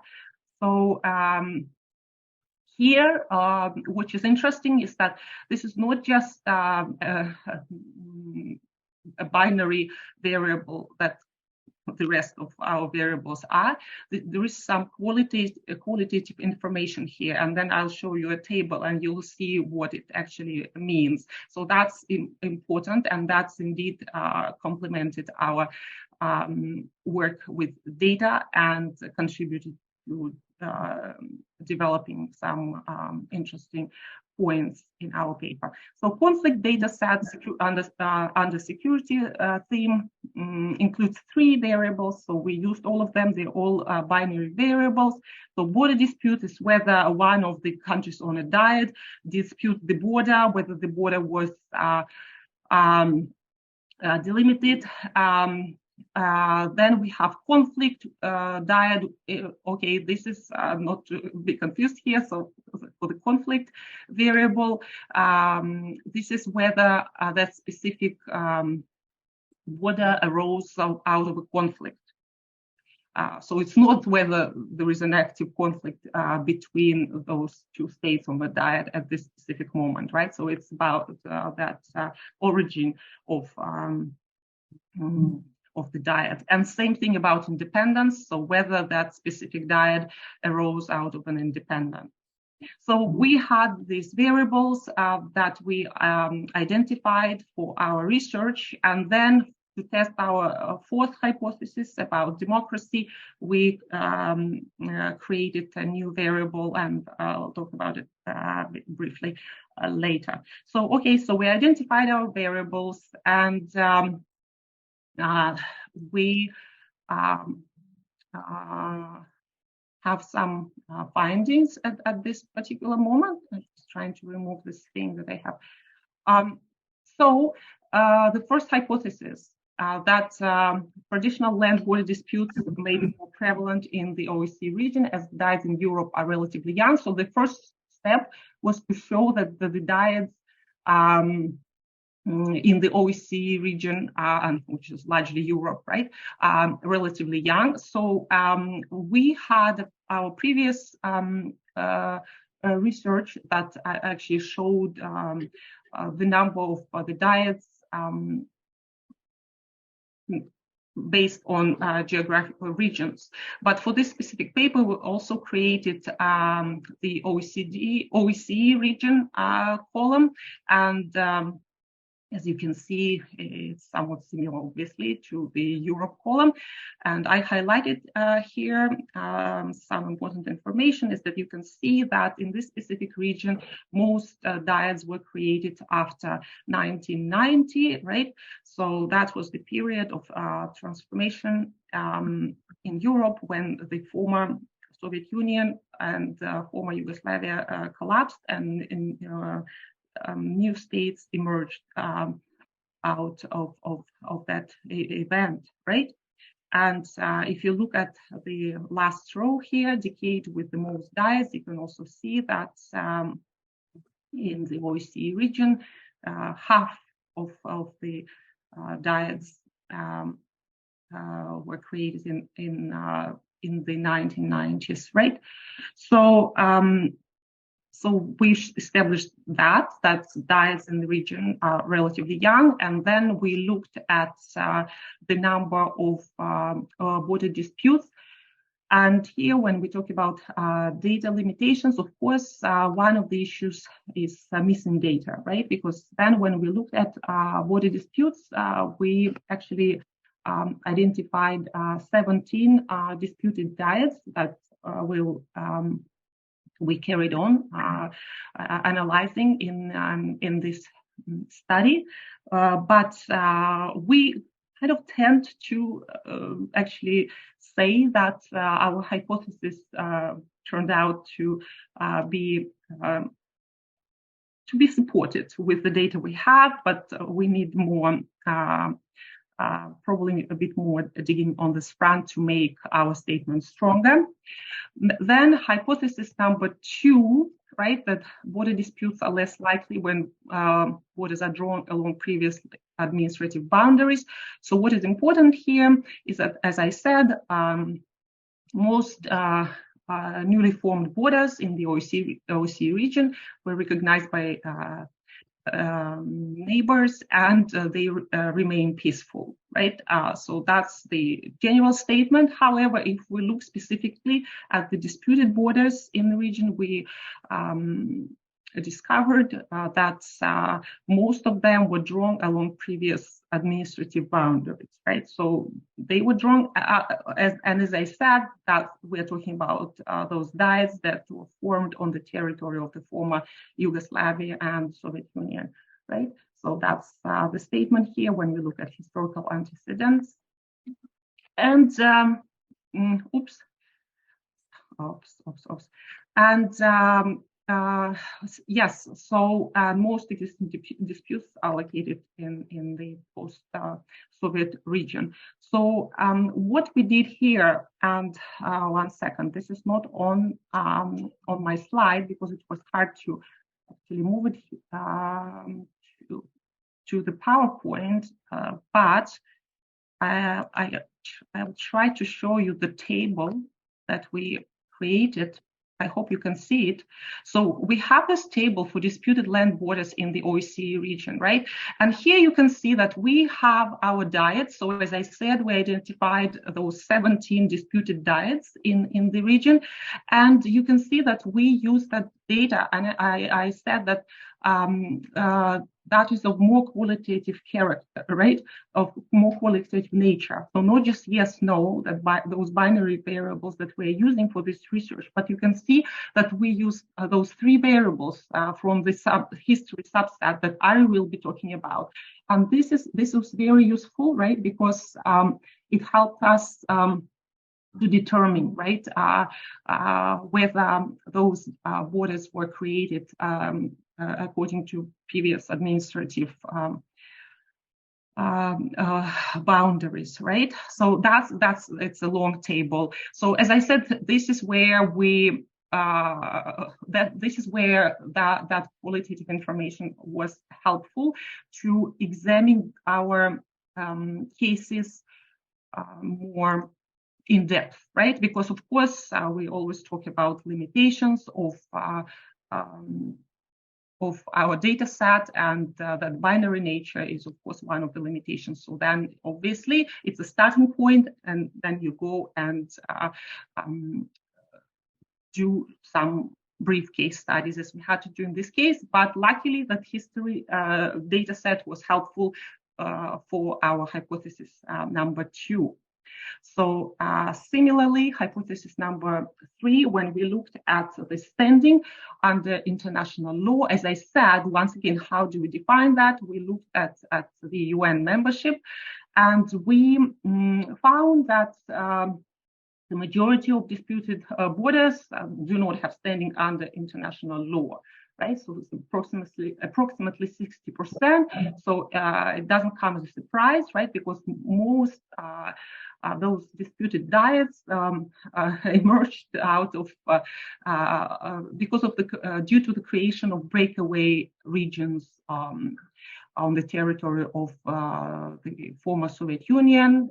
If we think about Transnistria, Abkhazia, South Ossetia, right, Nagorno-Karabakh. So those were initially, of course, units within newly emerged states, right, whose borders were recognized after the collapse of the Soviet Union, if we talk about the former Soviet Union, right? But then, of course, when those breakaway entities were created, they were not recognized, and those entities do not have UN membership, and they're pretty much supported by their patron, which is Russia, right? And similarly, on the territory of the former Yugoslavia, we talk about Kosovo that became independent, but it's still it doesn't have a UN recognition, even though it's recognized by many states. Unlike those breakaway entities on the territory of the Soviet Union, right? Kosovo enjoys actually more recognition, but it's not a UN member. So that's the issue here. And these are, as I said, these are related hypotheses, and we have related findings. And I have to conclude here. So number 4, very briefly, that we didn't have a democracy variable in our data set. So we used the democracy index created by the Economist Intelligence Unit. And in our future plan is, of course, to create this variable for all our diets. So briefly, for the OSCE region, we looked at the scores of the 2 countries that share a diet, right? And if both were classified as democracies, then we would classify the diet as democratic. And if if only one or none were classified as democracies, then that would be a non-democratic diet. So most of the diets, disputed diets, were not democratic. And it's interesting, right? And most of them, of course, are located on the territory of the former Soviet Union, right? Okay, and one important thing here, as you can see on this slide, so only 3 could be classified as democratic. And of course, we use that index, right? That more than 6 on a 0 to 10 scale would mean democracy. And there are 2 types of democracy, full and flawed democracy. So here we, based on that classification, this would be flawed democracies. But nevertheless, as you can see, Portugal, Spain, Croatia, Slovenia are European Union members. Serbia is a candidate.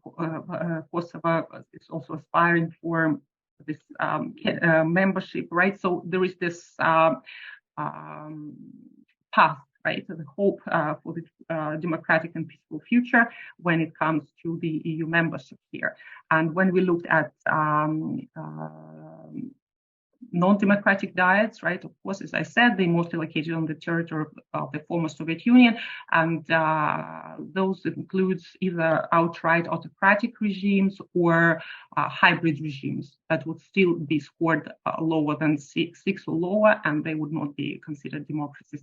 So I know I have to conclude, but that's what I try to demonstrate, right? Is practical application of how we use our data set, right, when we try to test some hypotheses. And this is an example as not just an straightforward classical, I would say, quantitative research, right? In this case, we use our data, but we also had some case studies, right? Like, you know, not in-depth case studies, as you can see, because we have 17 disputed diets, so we looked into those diets more closely, right? So those were brief case studies, but just our goal was to identify those diets, test our hypothesis based on what we have, and try to provide some explanation based on a brief analysis of the cases that we've identified. So thank you so much. And I need to go in 5 minutes, but if you have any questions, suggestions, that would be more than welcome. Yeah, thank you, Halina. It's really, really interesting. Do we still have 2 or 3 minutes for the comments? Yes? Can you hear us? Do we have 2 minutes for the comments? Yeah? Okay. Yeah, okay. So yeah. Please, yeah. Maybe she doesn't have time to answer. Yeah, but just some comments. Yeah, just, you tell us when you have to leave, and we will adapt. Okay. Yeah. Right. Yeah. Okay. Okay. Thank you very much for the presentation, and I might just ask a few questions. First is that. If I understood correctly, you consider the state borders, I mean nation-state borders as like the item or the which you study. And I was wondering whether you consider the so-called phantom borders as some kind of also an issue in border disputes, and it also brings me to this issue of how do you define dispute in this case, because of course these are not, in many cases these are not open conflicts, but in reality these phantom borders really influence the disputes or the relationship between different countries, and this is just something which came up to my mind, that when you show us this big table with starting from the beginning of the 20th century, how many disputes were, and in some cases you had 0, I think in case of Africa, and I was just wondering whether it's not the case that we just don't have data enough? No, so our word is getting more evil and okay. Thank you very much. This is on my side. Do you want to add yours and then we let you answer? Yes, I want to add also to your first remark. When you take under investigation not only the officially recognized by international law countries, but also disputed territories, in fact, not borders, like Ossetia and others. So when exactly the dispute has started, as you said about, for example, phantom borders, when is this point of the time we can say, okay, this claim we can recognize as a dispute? Of course, it is obvious for the nation states recognized by law, but for other territories, for me, not exactly. And the second, it is more broad, but here is the perfect, I think, example of managing the dynamics of the processes and setting the database. You must catch in time some phenomenon. And for example, you use as a measure of democracy data from 2022, but you investigate the disputes which started in different years. For example, Croatia, Slovenia in 1991. So the question is, when you should investigate for the quality of democracy? It should be the same year for each of these disputes, or maybe not. Maybe you should somehow trace it in time, because it's not a static, it's dynamic part of this investigation. Thank you so much. I need to run in 2 minutes, but yes, thank you so much for your comments. I'll briefly address those. So I'll start with the most recent comment. Indeed, what you pointed out to is indeed right. This is one of the limitations of the data set, right? That we updated, like, to use the most current label. But exactly, this is where I said, right, given this limitation, that's where I mentioned that we need actually to do more digging, right? And do those brief case studies, just to exactly what you said, to look, and if you want to trace the dynamic, right? So exactly for that dynamics, we need to do that extra research, right? So that's a very valid point, and that's what's something that we keep in mind, and that's also as actually our paper points as one of the limitations, right? So I do agree with that, and the previous comments. When it comes to that big table that was on one of my slides, Ari will talk more, I think, about it when he talks about history. That was just about the emergence of bias, right? So not of conflicts, right? So when it comes to conflict, we have a specific definition. I briefly mentioned that, but just to reinforce my point, I just will show you before I need to run, right? When it comes to border disputes, okay, now I'm open our code book, right? So there is a very specific definition here. This is how border disputes are defined, right? So whether one or both of the states on the diet dispute the position of the border, yes or no, or whether the border has never been officially delimited, and whether one or both of the states on the diet disputes dispute the ownership of some portion of the entirety of the territory. So that's how it's defined in the code book. And I'm so sorry, it's 9:31 here, and I really have to run. But hopefully my colleagues could pick up from here, because we are all on this paper. And I apologize, but I have to run. And thank you so much. Thank you so much for giving time. Thank you. So I just want to add to what Hannah said, that, when we discuss the code, we have two, right? I just want to be very clear. We've got a code book for the big database. We've got a code book for the job database.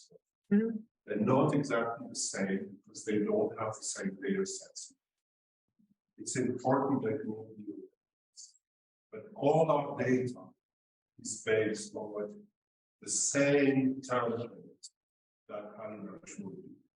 Every single indicator, every single data parameter has a definition in our code, which is grounded in literature, So if scholars disagree with our belief, they can always look back at the references and the definitions that we have used to collect the data.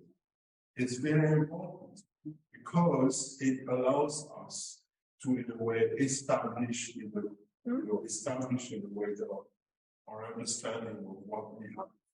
This is also what allows us to address another question that we raised, which is when we use one single data set and import it. Well, if it's incomplete, we need to complement it. But because of our code, whatever we import, we have the ability to obviously use other sources and complement. Because our ultimate reference is how we define the information before we import. So that's how we create coherence. If people disagree with us, they can always read back our code.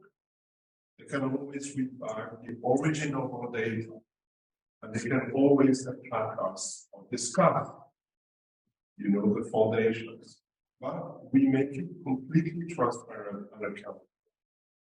It's like Wikipedia in a way. It's like, building an open access form of knowledge. It has to be, and this is why Benjamin insists so much on the fact that we always update. We are required to, right? It doesn't take away Boschek's question on the dates. That's a really important point. Right. And other functions. So I know we need to go to Harry, thank you very much for having already put the PowerPoint in place. That's very efficient. So we will give you the floor now. Okay, great. Yes, through some miracle, I've managed to share the PowerPoint without any trouble so far. I know we're kind of running out of time, so I'll try and be as efficient with my time as possible. But just to make sure, first, can everyone hear me well? Yes. Okay, great. Okay, so yeah, I'd like to start very briefly by just acknowledging that today I'm being beamed into you from the land of the Seneca, the Huron-Wendat, and the Mississaugas of the Credit, which I think is good to mention all the time, but especially today, seeing as what I am discussing is of course the history of border agreements, which were one of the principal legal technologies through which the colonial powers, laid claims to such vast areas of the globe that belong to other people.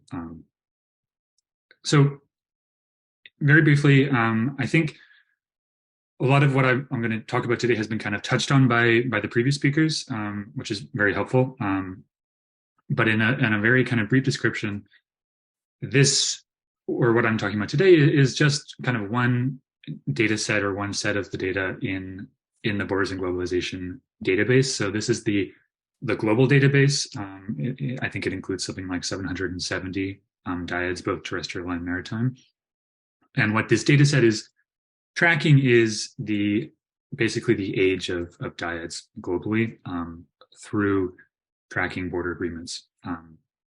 So what I'll do today is kind of go through 3 steps, actually in the opposite order as what you see in the title. I'm going to talk about the results first, the kind of general overall results of the data set. Helena's already spoken, I think, a little bit, or presented on the kind of more interesting results, but I'll just kind of go over very briefly what the data set as a whole shows. And then I'll talk in the kind of meat of the presentation about the most important challenges that were encountered in the data set, especially around this question that has come up already, I think, about translating a kind of a vast amount of qualitative data, historical data, into a format that's usable for a database, right? Okay. So again, this has already been mentioned, so I'll be quite brief on this. But it's important to kind of think about the consequences of the dyad-centric approach for this data set. Again, we're thinking here about this kind of relational database, the relation between to modern states, and that kind of modern states element is important. Again, as Helena mentioned, we're talking about the boundary between the present day state. And so we do have data on the historical antecedent, but the kind of that date of establishment that I'll talk about in a moment is focused on the present day state.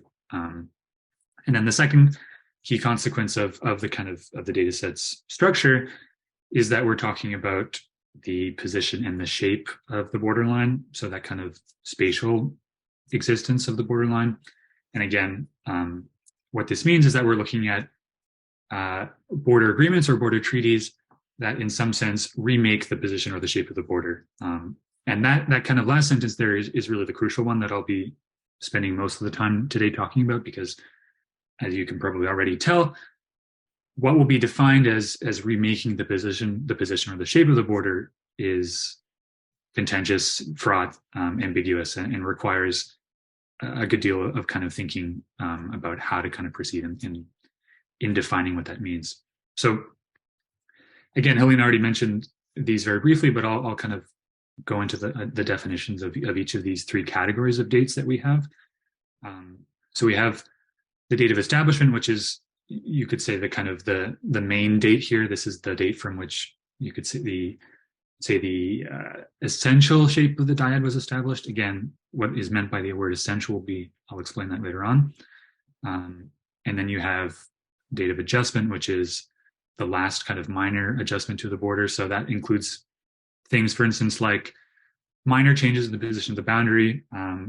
One common example is that often a border will be defined along the line of, or along the path of a river, for instance, which over time can change positions, and then you need a new agreement in order to kind of rectify where that borderline is. Second example would be settlements of disputed interpretations or vague wordings of previous boundary agreements. Again, often older border agreements, those kind of from the preceding the 19th century, will have vague wordings or disputed kind of paragraphs or things like this, which need to be clarified later on, essentially. And then similarly for that last point there, basically any border agreement that was made before the middle of the 19th century was established before the kind of the technology and also the desire to translate straight lines on a map to very straight lines on the ground was possible, basically. Again, I'll talk about this more in a moment, but our final category here is the date of the historical antecedent, which is just meant to indicate where a boundary basically lies along the same line as a previous boundary between predecessor states. So on this next slide, I don't know how well you can see the dates at the bottom here, but what we have here is the kind of spread of the dates of establishment. So that kind of main date category of all the dyads in the big database. And so what you'll see here is this kind of gradual rise with these two spikes in the 1960s and the 1990s. Those correspond obviously to the decolonization movements of the 1960s and then the breakup of the Eastern Bloc in the 90s. And I think quite an interesting kind of demonstration of the youth of the dyad system globally. We see really the majority of dyads are relatively young. Now, again, like Helena mentioned already, we have organized this data into the three categories of kind of types of emergence. So whether the border is disputed, whether it's emerged out of a conflict, and whether it emerged out of independence.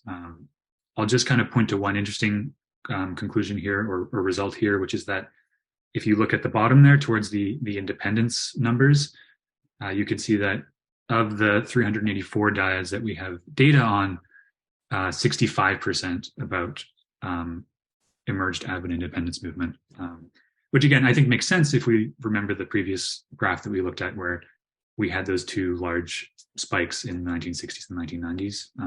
Again, those being, important moments of independence for the kind of states worldwide. So just going through each of those categories, we can kind of look at the spread of the data between or the dates between those dyads which emerged out of independence, conflict, or disputed, and then also those which did not.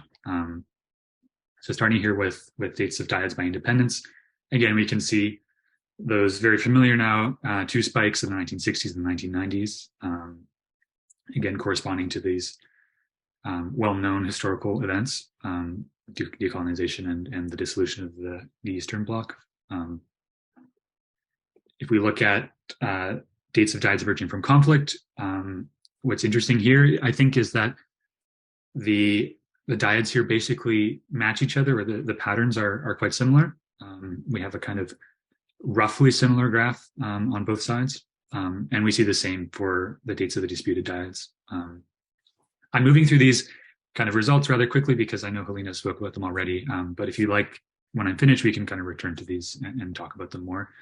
But again, yeah, so like Helena mentioned, we have disputed dyads here, which are defined as where one or both of the states on the dyad disputes the position of the border, where the border has never been officially delimited, or where we have a dyad where one or both of the states disputes the existence of the entirety or of some portion of the other state's territory. And so often that kind of last category will be applied to those that are not UN recognized for obvious reasons.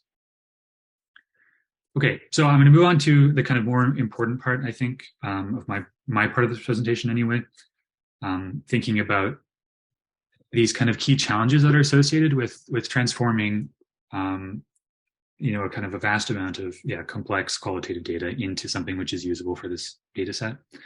So the first challenge is obviously what actually defines the date of establishment. What would be the border agreement which is useful or relevant for our purposes in this data set? And clearly the most recent border is not almost the most relevant one. If we think, for instance, of Belgium, Netherlands, we have in 1839 and 1843 the establishment of the dyad with the independence of Belgium. And then, of course, as I think most of you probably know already, the Belgium-Netherlands dyad is quite a complicated one, with the border running through various towns and cities, and there's famously many enclaves and exclaves throughout. So there have been a variety of modifications to that border, most recently, I think, in 2018. But if we kind of revisit the goal of the data set, which is to understand the relationship between the age of the dyads and then the other variables that we have, for instance, independence, conflict, disputed, it's clear that kind of 2018 data is not really the most useful one, right? I mean, for instance, if we were to trace the Belgium-Netherlands dyad to 2018, it would not only be an incredibly new dyad, which is a little bit misleading, but it would also disassociate the Belgium-Netherlands dyad with the independence of Belgium, which I think is the most crucial historical detail when we're talking about this dyad in particular, because Belgium, of course, used to be part of the Kingdom of Netherlands, right? So I think what we're kind of thinking about here is to kind of grasp the key relationship between the date and those other variables. Okay. Key challenge number two, again, thinking about the dyad-centric nature of the database. Like I mentioned before, we have the data set structured around the modern day state, the current state. And so what becomes important here is determining when a change in international legal personality takes place, when a border agreement would count as establishing the modern dyad, or when it should be counted as establishing a historical antecedent. So as an example, we can think of German reunification in 1990. What that involved, right, is East Germany being dissolved and then its territory being absorbed by West Germany. And so what this means is the Eastern dyads become new dyads. Poland, for instance, has a new dyad with the Federal Republic of Germany. On the other hand, the Western borders, France, for instance, remains constant. It's still a dyad with West Germany, which hasn't actually undergone a change in legal personality. And then our final one, which I think is the most important one, and which speaks to the issues I think that Kazra especially was talking about around maintaining consistency within the database. This is the kind of really the key challenge, I think, with any kind of data, but especially historical data.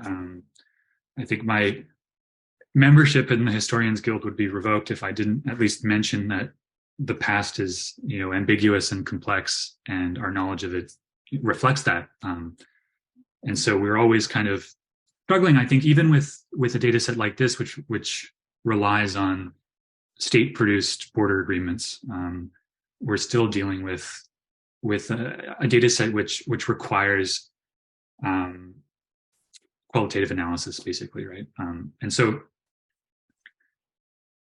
the challenge here is to come up with a definition which is consistent and useful for distinguishing between an establishment of a dyad and a date of adjustment of a dyad. So it's not obvious, right, that there would be, for instance, a number of kilometers change that would indicate an adjustment versus an establishment. And in any case, that would be often very difficult to determine exactly what the kilometer change is of a certain agreement.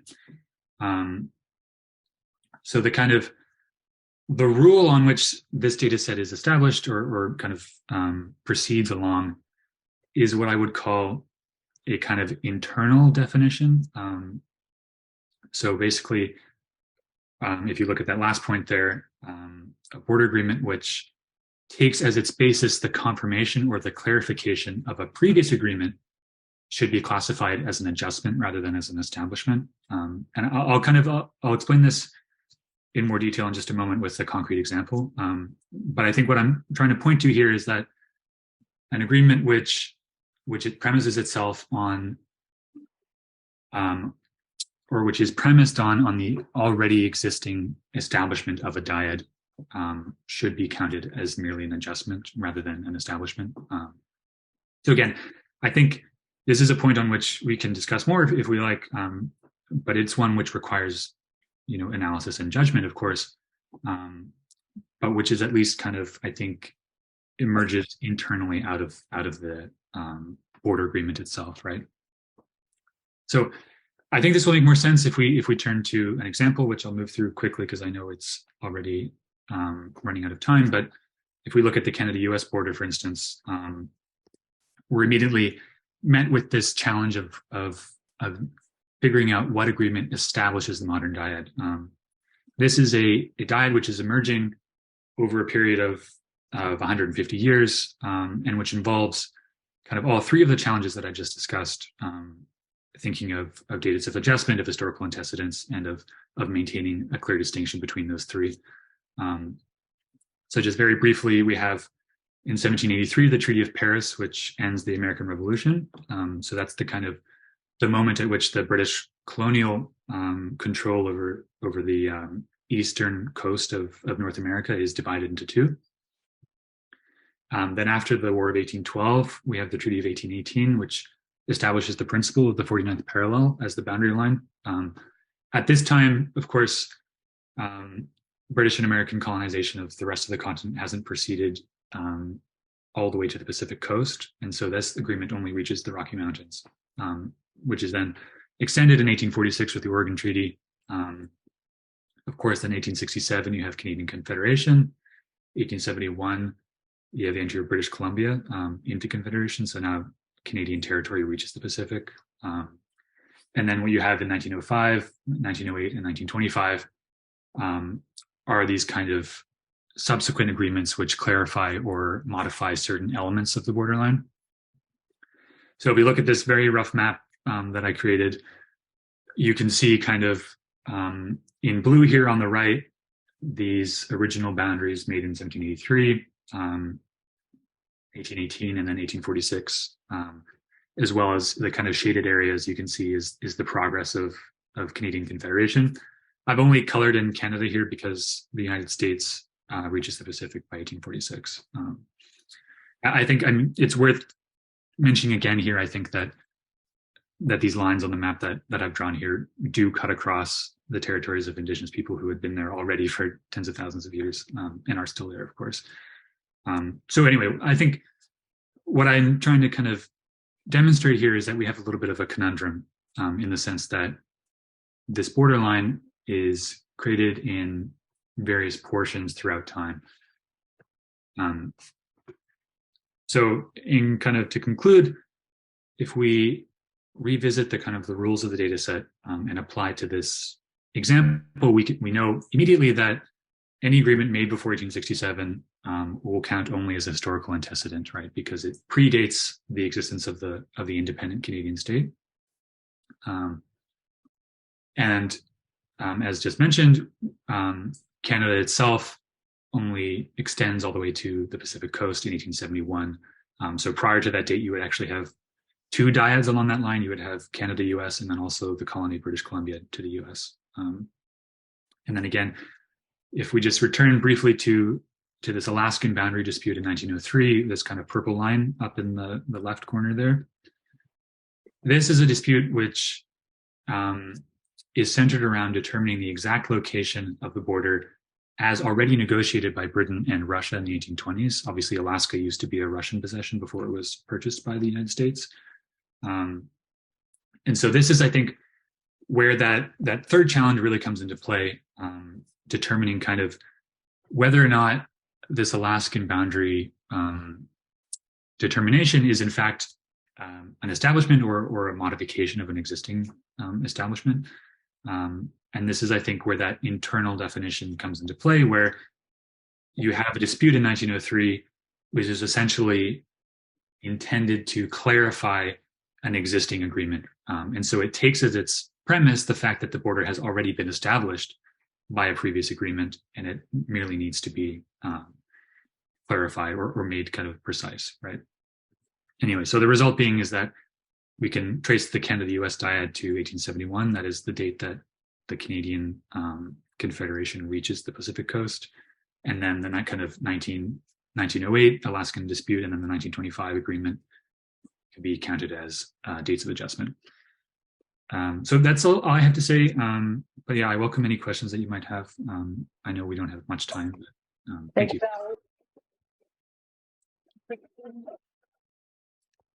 So I give the occasion again to the two discussants. Would you like to add something? Okay, Ari, thank you for this presentation. And I also would like to take this opportunity to thank all the presenters, because I think I forget previously. I am impressed on this presentation, so really I don't know what to ask. I have one remark, or I don't know what appeal, or because for sure, or maybe not for sure, but if I will be on your place, I think all of the key challenges you explained to us will not be my pre-assumptions. I will invent it during the preliminary, or maybe not preliminary, but during the data mining process. So it is also about the patience of researcher. You must go back and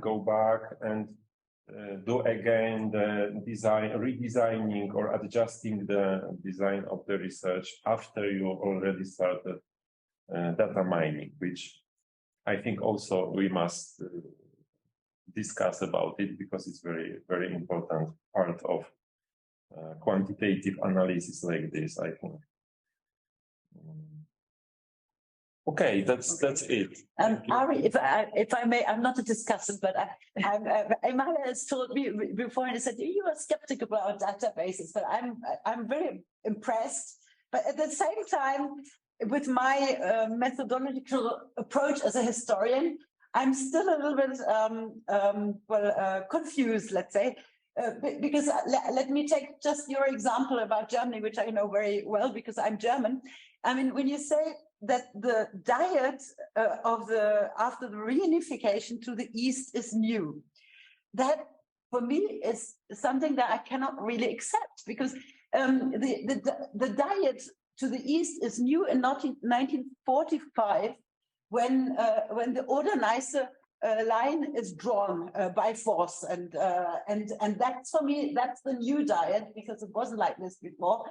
And then it has been kind of negotiated or accepted without a treaty, without a legal recognition until 1991. And it's only recognized officially not in 1990. The Oder-Neiße line is only recognized in 1991 when they have a treaty between Poland and Germany. And so for me, when you say new diet, I mean, this poses to me the question, what do we do with the database? So what do we use it for? You know, it's if somebody said, oh, this is a new diet. Yeah, well, okay, we have the Federal Republic of Germany, which has been, for me, it's a reunification, right? The inside Germany, it means also that it's not really new. It was an artificial separation because of the Cold War. So how do you deal with these but this is from my mindset as I know the history of Germany very well. And so for me, it is a dynamic process, and saying it is a new diet, it's only the point of the reunification where you have a treaty, which kind of makes the new Federal Republic of Germany. In that sense, it is right. But yeah, so what's the use of your databases? I mean, what do you do with it then? Great. I'll answer, I think, the first question first because it's easier. So yeah, this point around the design of these three kind of variables throughout the data collection process is in fact how they were designed. I should have mentioned that at the beginning. This was one of the earliest data sets in the database, and so in a sense was a bit of a testing ground. It was an iterative process for sure, and so those three categories kind of developed basically out of these challenges. For instance, like the Germany case that we can discuss in a moment, that are basically designed in order to address those kinds of concerns. And I think to kind of move to this question of German reunification, this is, I think, where myself as a historian as well, I mean, I think I struggle with these questions because we have a high degree of complexity here that needs to be sorted on the basis of rules that have to be consistent for every single case, where in reality, of course, every dyad or every border agreement takes place in a historically unique situation, right? And so I don't really have a good answer for how to deal with that complexity yet. It's part of the kind of the way that we're working on this data set in that kind of process. I would say what we have, I guess the answer kind of really is based on the dyad-centric model that the database takes, right? We're not interested per se in the borderline itself, but in the relationship between the members on either side of the dyad. And so in that case, what we have in 1990 is a kind of a new change. And that's kind of what the historical antecedent category is meant to capture, is this situation in which you have, a previous, and in some cases, right, I mean, this German example traces back to 1945, but you have other ones in other parts of Europe that are much, much older, right? Which creates this kind of a little bit of a tension there, I think, but I think as long as we're very clear on what we're measuring, which is specifically the dyad, then I think at least understand that there's a complexity that's being flattened out, which needs to be kind of addressed elsewhere. Anyway, that would be kind of my first response to that question, but it's a very important one, I think, for sure. Thank you. Are there any questions from panel before we, from the audience, maybe?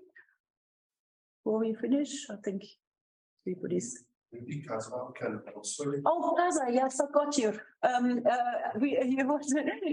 Yes, are you still with us?